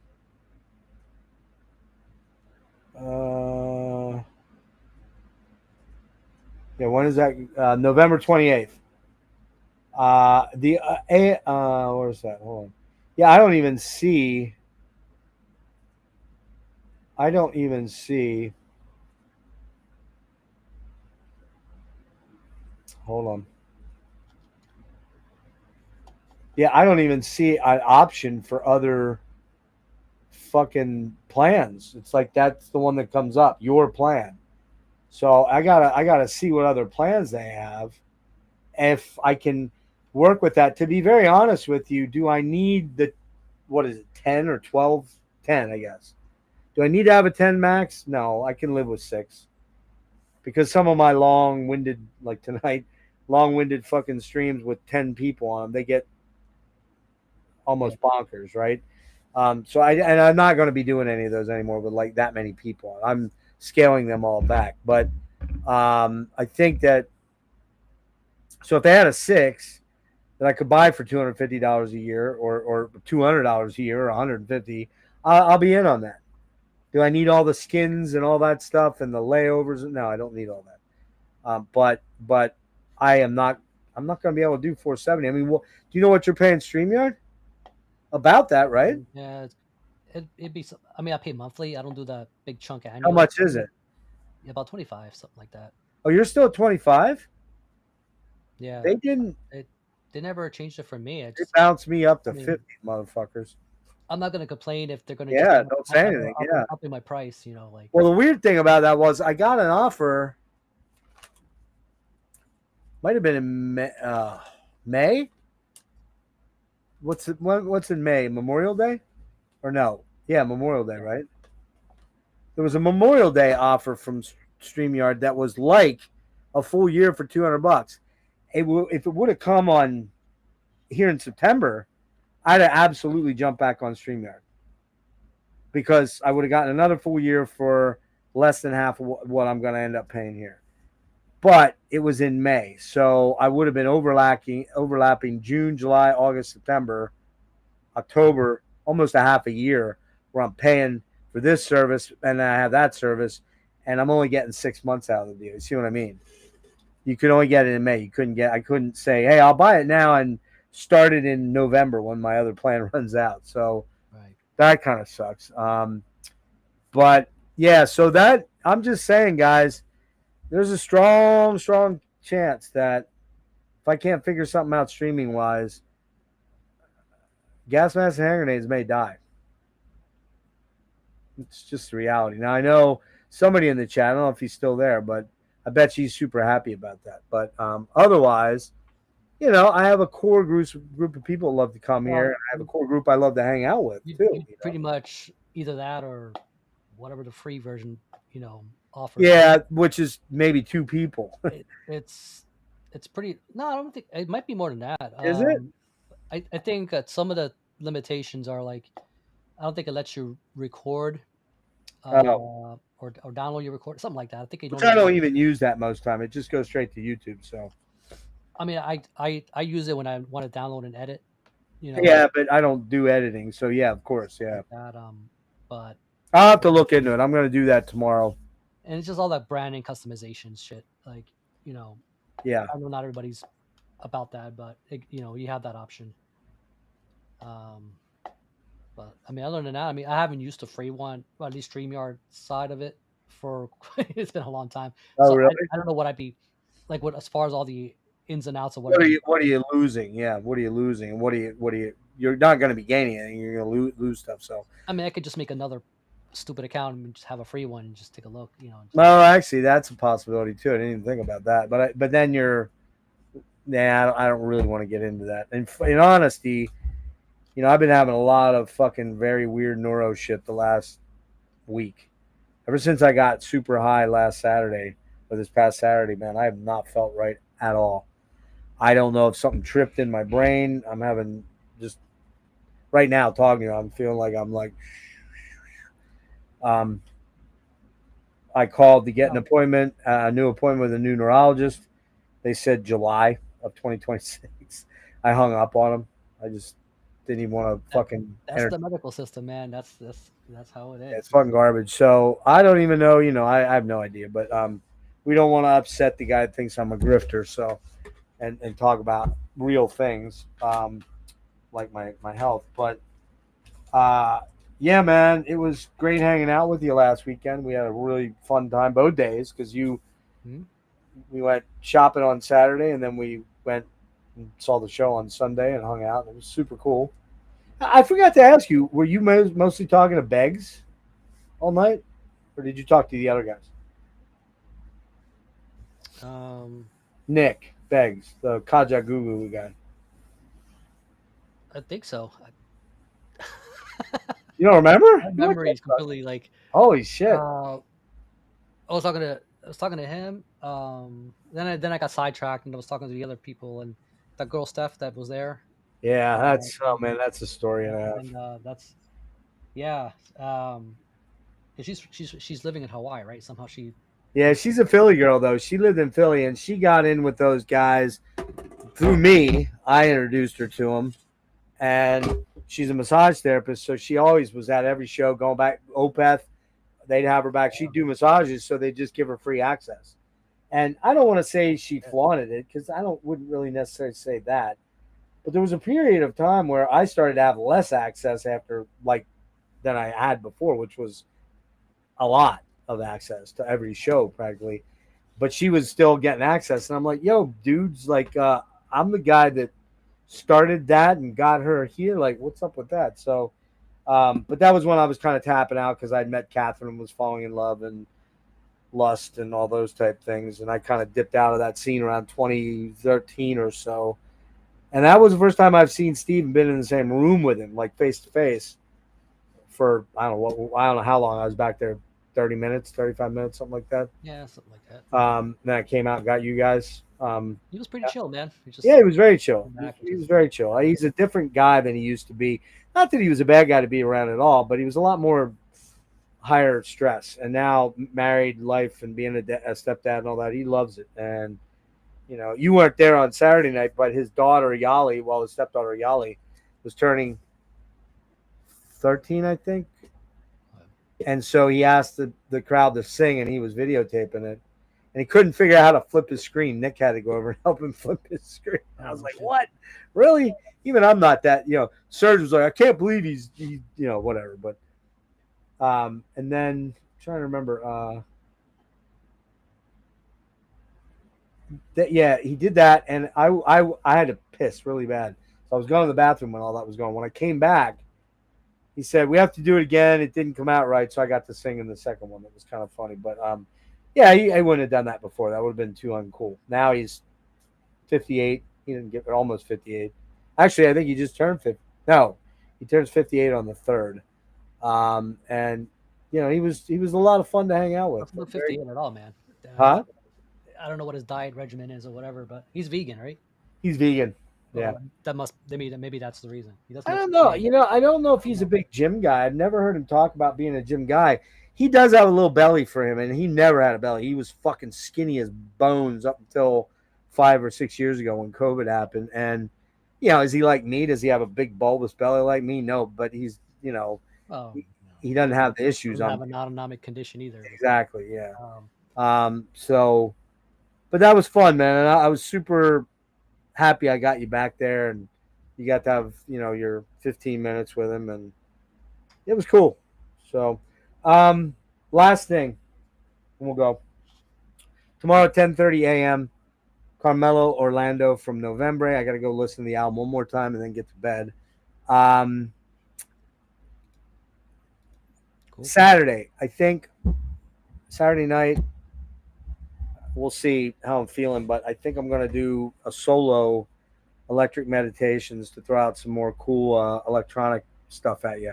I have a lot of albums that I pulled that I want to show off and do some sound samples like I did last time because I don't really care about the monetization. This one's going to get demonetized. Did we want to go out on an Ace song? Well, you played it anyway in the beginning. Yeah, I played it in the beginning. You It's want? not gonna You make want much of a difference now. yeah. Well, I mean, yeah. Do we want to go out on one? Is there one you Yeah, like that you yeah. want to hear? It's up to you, man. I'm good. Whatever you want. Want to do Flaming Youth? All right. All right, we'll do Flaming Youth. And what else? I'm trying to think. Yeah. Oh, deep dive. Tuesday night, the 21st, 8 o'clock with Lewis. First 10 Santana albums and Moonflower, which is a semi-live, semi-studio album. Then this coming next Saturday, not this Saturday, next Saturday, we've got Eric Berg on in here. I'm going to tackle the 15 album Camel deep dive. I finally got the artwork up. I like it. It looks pretty cool. Did you see it? I don't think you ever showed me. No. Huh? No, you haven't showed me.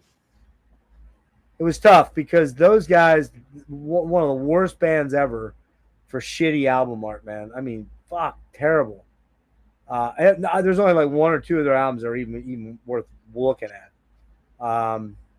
There we go. It's a little blurry because it's blown up, but I kind of dig this one. Let me know what you think.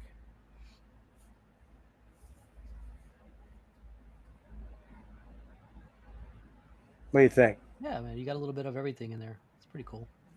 I like this.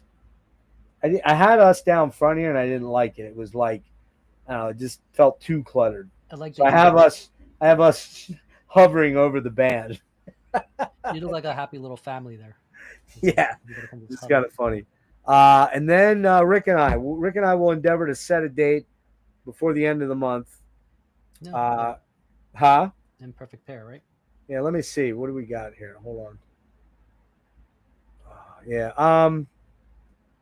We could do it 28th, 29th, or 30th, or 31st. Now, 31st, you have. Oh, we got to talk about your thing. 31st, are you doing anything or no? 31st on a Friday. Yeah, you'll be busy. As this year, so 28th.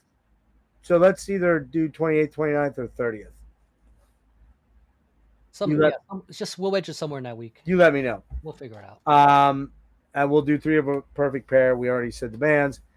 And then on the 1st, Saturday the 1st, you tell everybody what you got going on.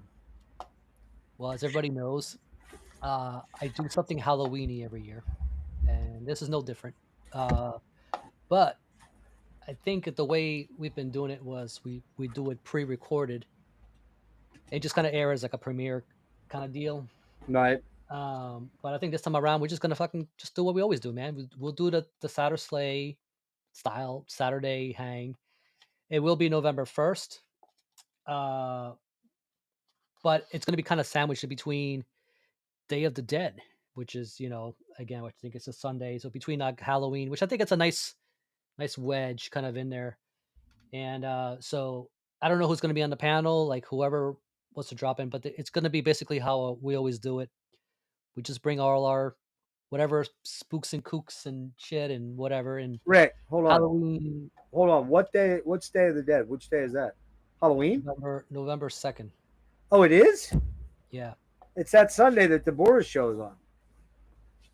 Yeah, that's kind of what I was saying earlier in the chat. I didn't know that. If I'm feeling all right. I'm gonna bitch at you if you overdo it on the THC, dude. No. I'm not doing THC that night. You and THC need to take a break. You guys need to break up for a little while. It's not the THC itself. It's when I mix it with alcohol. Well, alcohol and the THC It's that combo that fucking takes me out, man. If I'm taking like 9%ers. You dipped out because someone wanted in and there wasn't room, and you're like, I'll dip out for a little bit. And I'm like, whoa. I was fully expecting you to come back in like 10, 15 minutes when somebody else left. Yeah. And then you didn't come back. I had every intention coming back, and then it just fucking completely spaced out. And next thing you know, I fucking woke up, and it was like hours later. Crazy shit. Okay, so that's the happenings. 2 deep dives this month, which I was only going to do one, but we'll do 2 because of the nature of it. One more interview. There's one more I may be lining up, but I think I'm going to try to slam a bunch in November, and that'll kind of be it. and November is kind of cool because I may try really hard to get live in-person interviews with the Ancient guys, like the whole band, because I'm going down to see them in Baltimore. I'll just go down early and set up my laptop and do the lapel thing because it worked pretty good for Kirk. And I guess we'll either do it live or else I'll do it pre-recorded, and you and I'll work out whether I need to edit or whether I'll just upload it as is.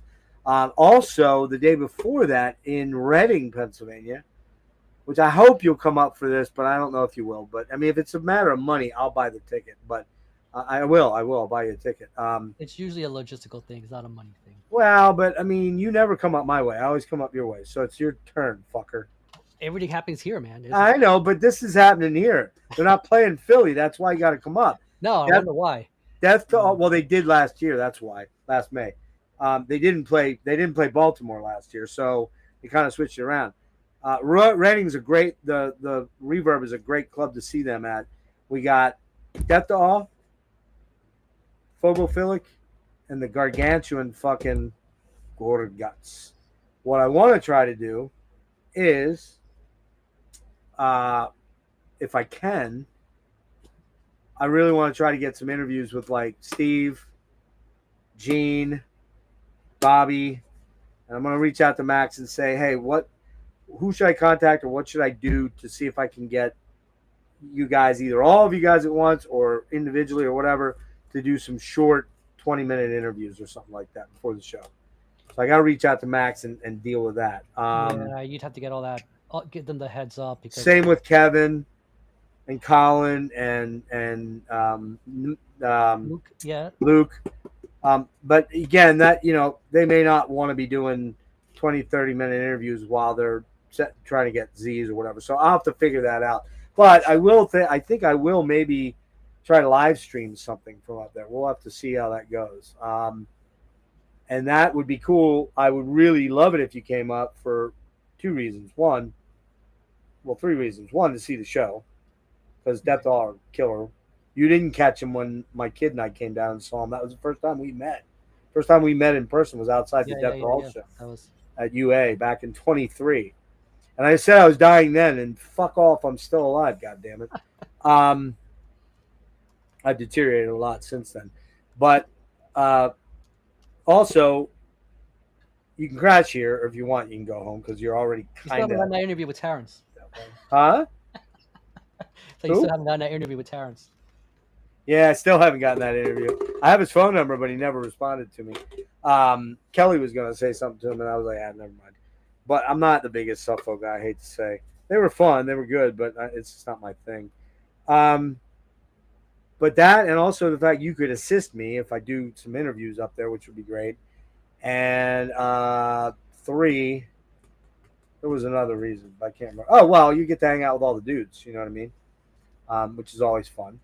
So, and you get to see 3 really good bands. Here's the thing, though, man. Like, when you meet these guys, like, I mean, I'm fine with going up and getting an autograph or whatever and just have a question or two, but usually after that, I don't know what to say, man. Like, I'm not like you. You can just rattle on. I can't. I don't. I get it. I get it. It's a curse and a gift. It's a curse and a gift.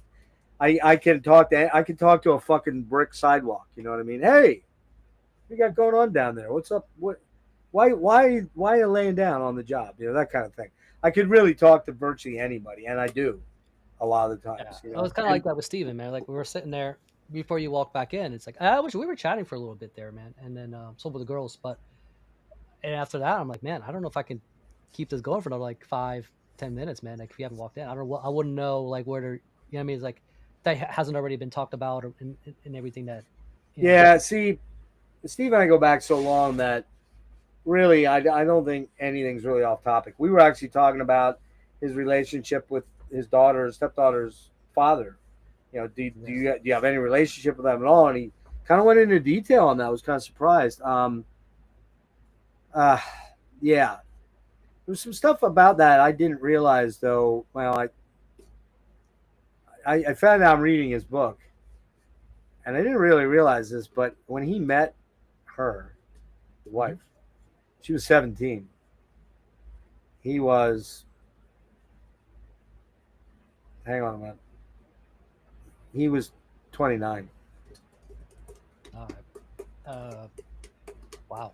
I don't. Yeah, I don't know that there was. I don't think anything happened, according to him. But yeah, man, whew, that's. I don't think I would have felt real good about that if that was my daughter. You know what I mean? Just because Yeah. it's just not that world anymore, and shouldn't be. Isn't there a Winger song that kind of reminds me of? Yeah, there is a Winger song called that. Yeah, there's a Blue Murder song called "Sex Child" too. So yeah, it happened a lot back then, man. I mean, but now, but that was only in the '90s, like the late '90s. So, um, whatever. I mean, he's very happy. I'm not casting any stones, but I don't think I'd have done that. But we all knew that. I shouldn't talk about this publicly. So we'll move on. Anyway, Well, the fact he put that in the book like that, like he did. It is in the book. Yeah. It's public information. It's out there. It is. That's true. Anything you want to plug, dude? When are you doing the thing on Saturday? What time? The Halloween thing. Yeah. I didn't set up a schedule or nothing yet, but I just Probably do one. 9. I just do one every year, man. I just whatever, So Probably 9ish. probably 9:30. 9ish. Yeah. I'm gonna see who's down and whatever, and give people time to do their polls. Yeah, I'll have to. I mean, I'm sure I'll be around. That's next Saturday, not this Saturday. So yeah, we had talked about resurrecting the catacombs of or what's it called, the catacombs of depravity, right? Mm-hmm. Can't remember the name of my own show. Because we didn't. Did we do one last year? I don't think we did. You did it, didn't we? I got made up like fucking. I got made up like King Diamond. I don't remember. I think it was you. I think you did it, and I deferred again. It's not that I wouldn't do it, but Dennis didn't say anything to me, and didn't. He talked about it, but he didn't really go anywhere with it. And he might be waiting for you. Well, he might be, but the problem is that with all the traveling I was doing, man, I was fucking burnt. I really was burnt by the time I've done a lot of weird sleeping at odd hours trying to catch up. Well, okay, so let's say it does happen, right? Or you're down and this is gonna happen. Do you know what you want to talk about? Do you have anything kind of set aside that you're ready to pull and material wise? It's movies, right? So yeah, well, what we were going to do was, I think if I remember correctly, that Dennis wanted to do slasher movies like as a theme, and I don't know what this fucking guy. This is dickbag again. And to be honest with you, man, it just kind of got ahead. It got by me. And I just, I had a lot of interviews. I don't know if you noticed, but I did a lot of interviews in September. A lot, like fucking 9, I think, or something crazy like that. And I still did,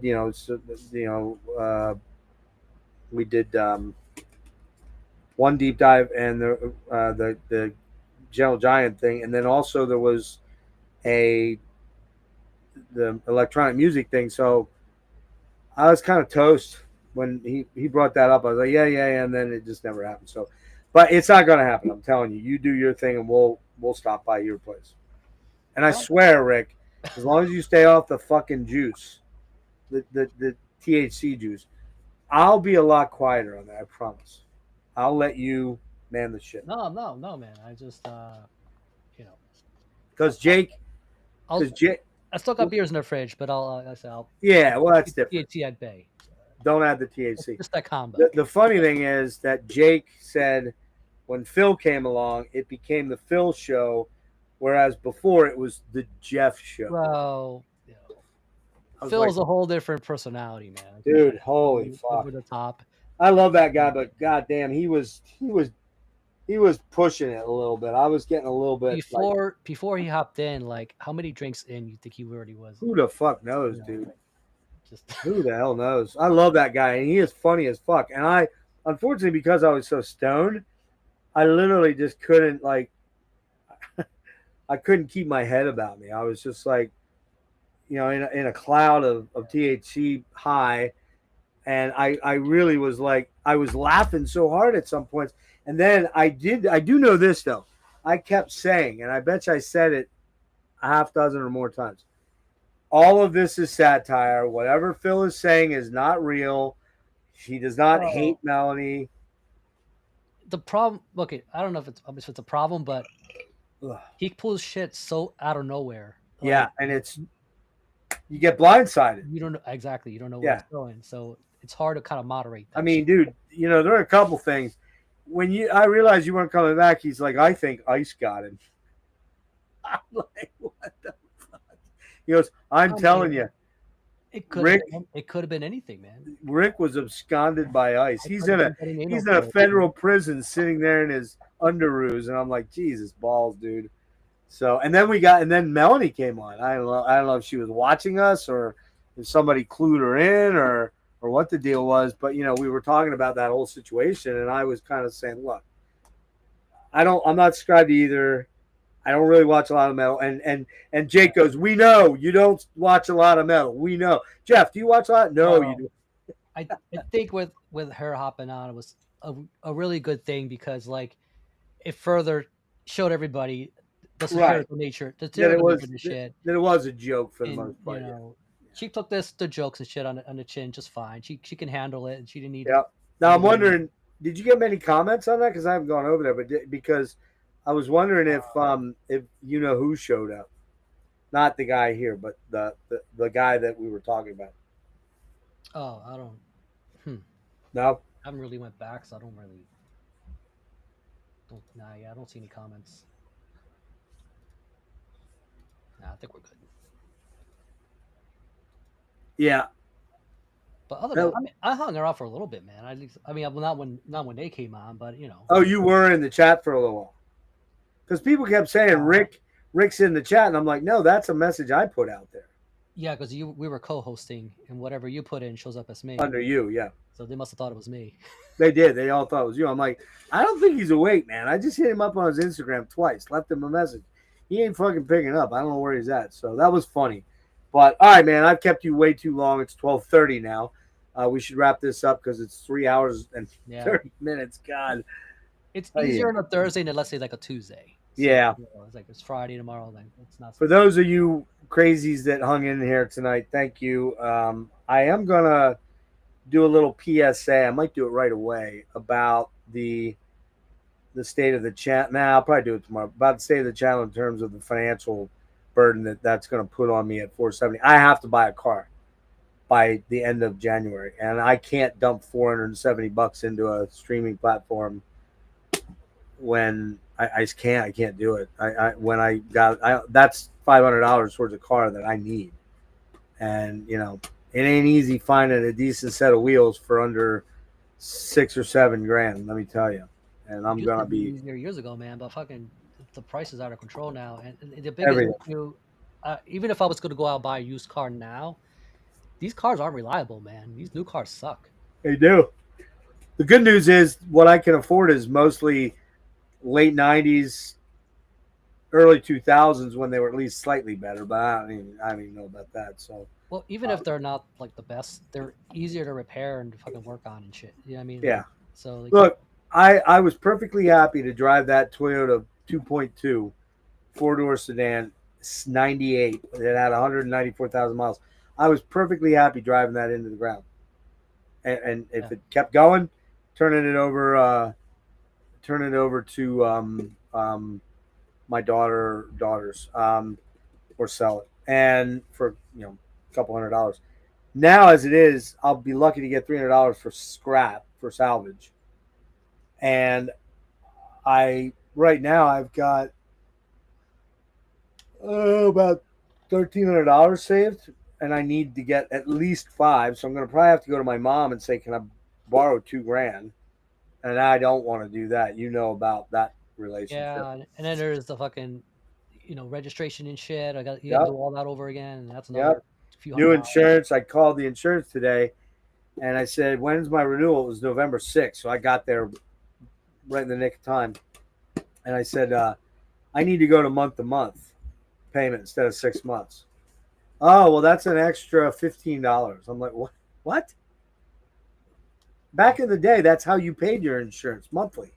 So you're charging me an additional $45 because I am going to probably have insurance for 3 months and then drop it to get new insurance. So that fucking pissed me off. You know, really pissed me off. So, all right, dude, I'm gonna wrap. Right, Thanks everybody for hanging out. Rick, hang on 1 minute. Yeah, the first. Check out Rick's Halloween stream. He didn't have a theme I'll out. make an announcement soon enough. Yeah, you know, I have a killer thumb and a lot of spooks and goblins. Well, I already started working on one. I'm sure you did. I can't wait to see it. It's probably gonna rip. I bet you it's not as cool as my camel one though. I'm just saying. Well, I mean, you got the camel cigarettes looking thing all over. Like it's, Well, no, that was from but that was from the Mirage album. Mirage, yeah. I have it. I know. I was gonna leave it out, and initially I had something completely different, a fantasy camel's head with all these swirling galaxies. And it looked cool, but when I was trying to arrange stuff in there, it got too cluttered. The alternative cover for Mirage is kind of like that. You know, it's very fucking psychedelic looking and shit. Oh, really? Yeah. I think I've never seen that. I think it's the Euro pressing. No, wait. It's one of the pressings at the US Euro. I forget. I'll have to check that out. I've never seen that. Oh, so here's what I did want to do real quick. For tomorrow's interview, give me 1 moment. This is how we'll end. I know we opened with Ace. Oh yeah, we're gonna go. But I think I'm gonna play a track from the new. Hold on. From the new November album. Hope I don't get in too much trouble here. I should probably put the one out that they've actually put out, but it's coming out in 2 weeks. So I don't know. Here it is. November 7th. Yeah, I'm going to take a chance here. I don't know that they'll be able to find this. It's a Peaceville. Yeah, I want to do, let's see, what song do I want to do here? Man, there's so many good ones on here. I'll do this one here. Let me.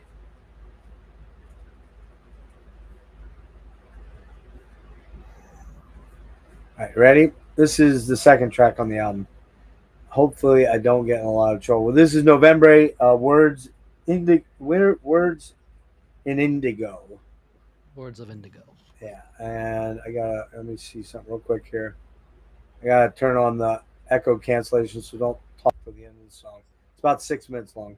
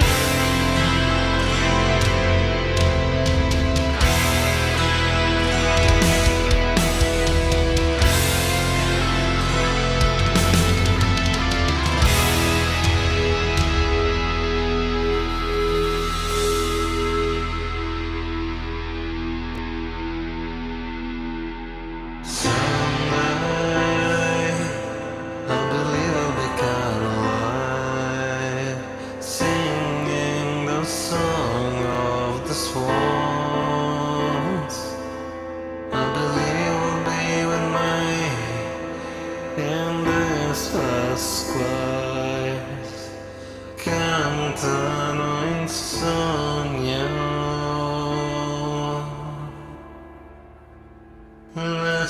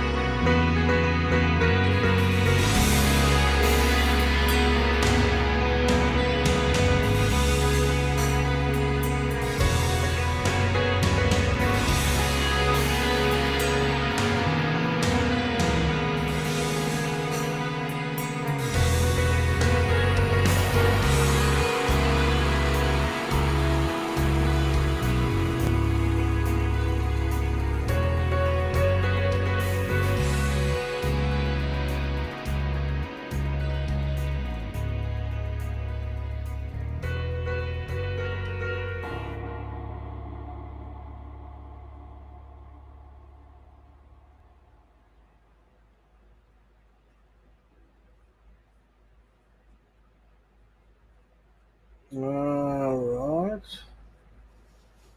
So there you go. I don't think that track's released. I probably should play that live, but Statua, I believe, is the name of that track.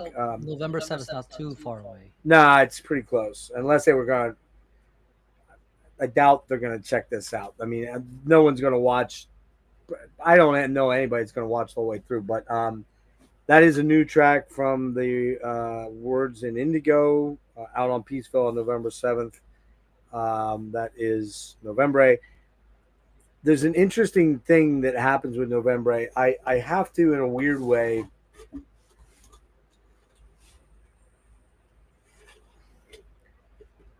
I have to get in a November headspace to listen to them.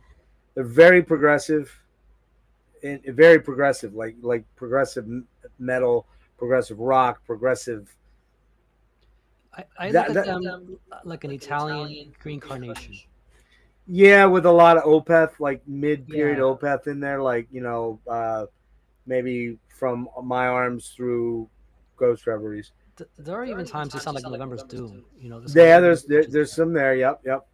But you'll notice in there was some almost the end of the song is very shoegazy and almost 80s sounding. Rick's echoing again. We're gonna wrap up here in a minute, so just hold on one sec, Rick. We'll tie up. The one thing about the band that's I think some people struggle with is Carmelo's clean vocals, because they're very kind of monotonish in a weird way. They don't really have a lot of inflection. They do have a little bit of an Italian or a dialectical accent, and he does tend to do this thing with it a lot, where he does almost like he's singing through his nose a lot, like a head voice. But the way that he doubles and triples vocals a lot on this album is really cool. Dan Swano did the production, did the mixing, Travis Smith artwork. There is some really crazy good playing on this album. Like the guitar player he has is fucking sick, man. Guy's really good. He's the only guy that's left.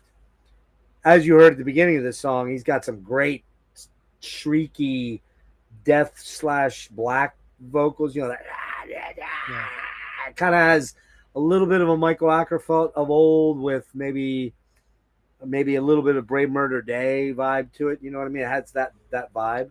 That's the Catatonia part. Yeah, right. And there is some Brave Murder Day Catatonia bits in this album. I hear that sound, which is very exclusive to that album. The timing for this album is interesting, because Catatonia put an album this year, which I won't talk much about. Yeah, it's not too good. But Green Carnation put out. I didn't check that out. And Will, my buddy Will wanted me. Will, he wanted me to check that out, and I'm like, yeah, I just, my head's not in space for that. But this is very good. There are some much more, I guess, savage uh, parts. There's a lot of beautiful, lilting, swirly cloud, narcotic like sounds like the end there, where it's like you're drifting in a dream sort of vibe. And it's a killer album. I did not expect this band to ever come back. I thought they were done after 2016. And it is a whole new band with the exception of Carmelo. He's the only original guy. I mean, We'll find out tomorrow if he does all the writing or if it's a joint effort or what. But it's a really killer album that I got to go make some notes on here or wake up early for. So, Rick, final thoughts that are echoing. I don't hear it on my end. No, I mean, if it, I don't think people are gonna watch it till the end here, but Probably not. I mean, it's a good track. I mean, but it's gonna be a very difficult year. Figure out where a lot of these albums are gonna fit, especially this one. Oh, coming out so late. Yeah, man, this one, Ruins of Everast, which they don't even have a pre-order for yet. Later next month, we've got BAN, Blue House North. So, I mean, I already got my pre-order in for that. But, yeah, man, it's like, whew. And man, I've blown a lot of money on music this year. Like, I've done my part for sure. And I know you have too. It's a very easy thing to do. It's a very easy thing to do. All right. On that note, thank you, Rick, for popping in. Rip to Ace. It's a bummer, man. We're just losing too many of these guys now. It's getting really kind of scary. And things coming up. Again, Rick's got his Saturday night Halloween special. Not this Saturday, next Saturday. I think this Saturday I'm going to do a solo Electric Meditations, maybe. Going to see Steve Morse the next day. And happy days today. Awesome day today. I forgot to tell everybody. I got a ticket for Autechre in Philly on next Sunday. Not this Sunday, but next Sunday. Autechre. I really wanted to see these guys forever. And a lot of people will be like, why did you pay $45 to watch two guys on laptops? That's a good question. I can't really answer it. I think I paid so I can get in the door and get a cool shirt. But no, I love their stuff. And they do a lot of cool stuff live that they don't ever repeat the next show. So it's very much a very in-the-moment show. And I didn't think I was going to get to go. And something broke for me today the right way. Unlike the Rush tickets, which didn't go anywhere my way. But tomorrow at noon, maybe I'll be on to tell everybody, look what I got. I doubt it, but maybe. Pretty much doubting I'm going to get a shot at it. And my little buddy Andrew from Kentucky, he got 3 tickets for Chicago. He went for it. $330 a piece. Nosebleeds, dude. Like, so far from the stage. And he's like, this is my only chance. I think it's my only chance to ever see Getty and Alex. And he might be right. They may never do this again. They may not have the, I'm concerned about Getty's voice a lot. I don't know how he's going to be. When the piggy bank is all counted up, we'll know. I don't think they're going to have to. But maybe they will. Who knows? I'm glad for them. Don't get me wrong. I'm glad for them. I do not want to see them record as Rush. Do Lee Lifeson. Right. Do some other name. If you keep playing with Annika, come up with something new. Do not record as Rush, please. Don't do it. Whether they'll listen to that or they'll listen to their manager go, dude, Rush, it's a brand. You got to be Rush, They'll just tell them to put an AD in front of it. Call it there you go, Rush AD. Or BC. BN before Neil. Or AN after Neil. Yeah, but I don't want to see them record new music that way. When this announcement came, I was kind of dreading it and expecting it. And I still feel kind of weird about it. I don't feel, especially with the ticket thing. So those guys have the cachet of Robert Smith. If Robert Smith can make affordable tickets for his fan base, so could Getty and Alex, and they didn't. And that's troubling to me. It's troubling. So, all right, everybody. Thank you for being here. Rick, hang on.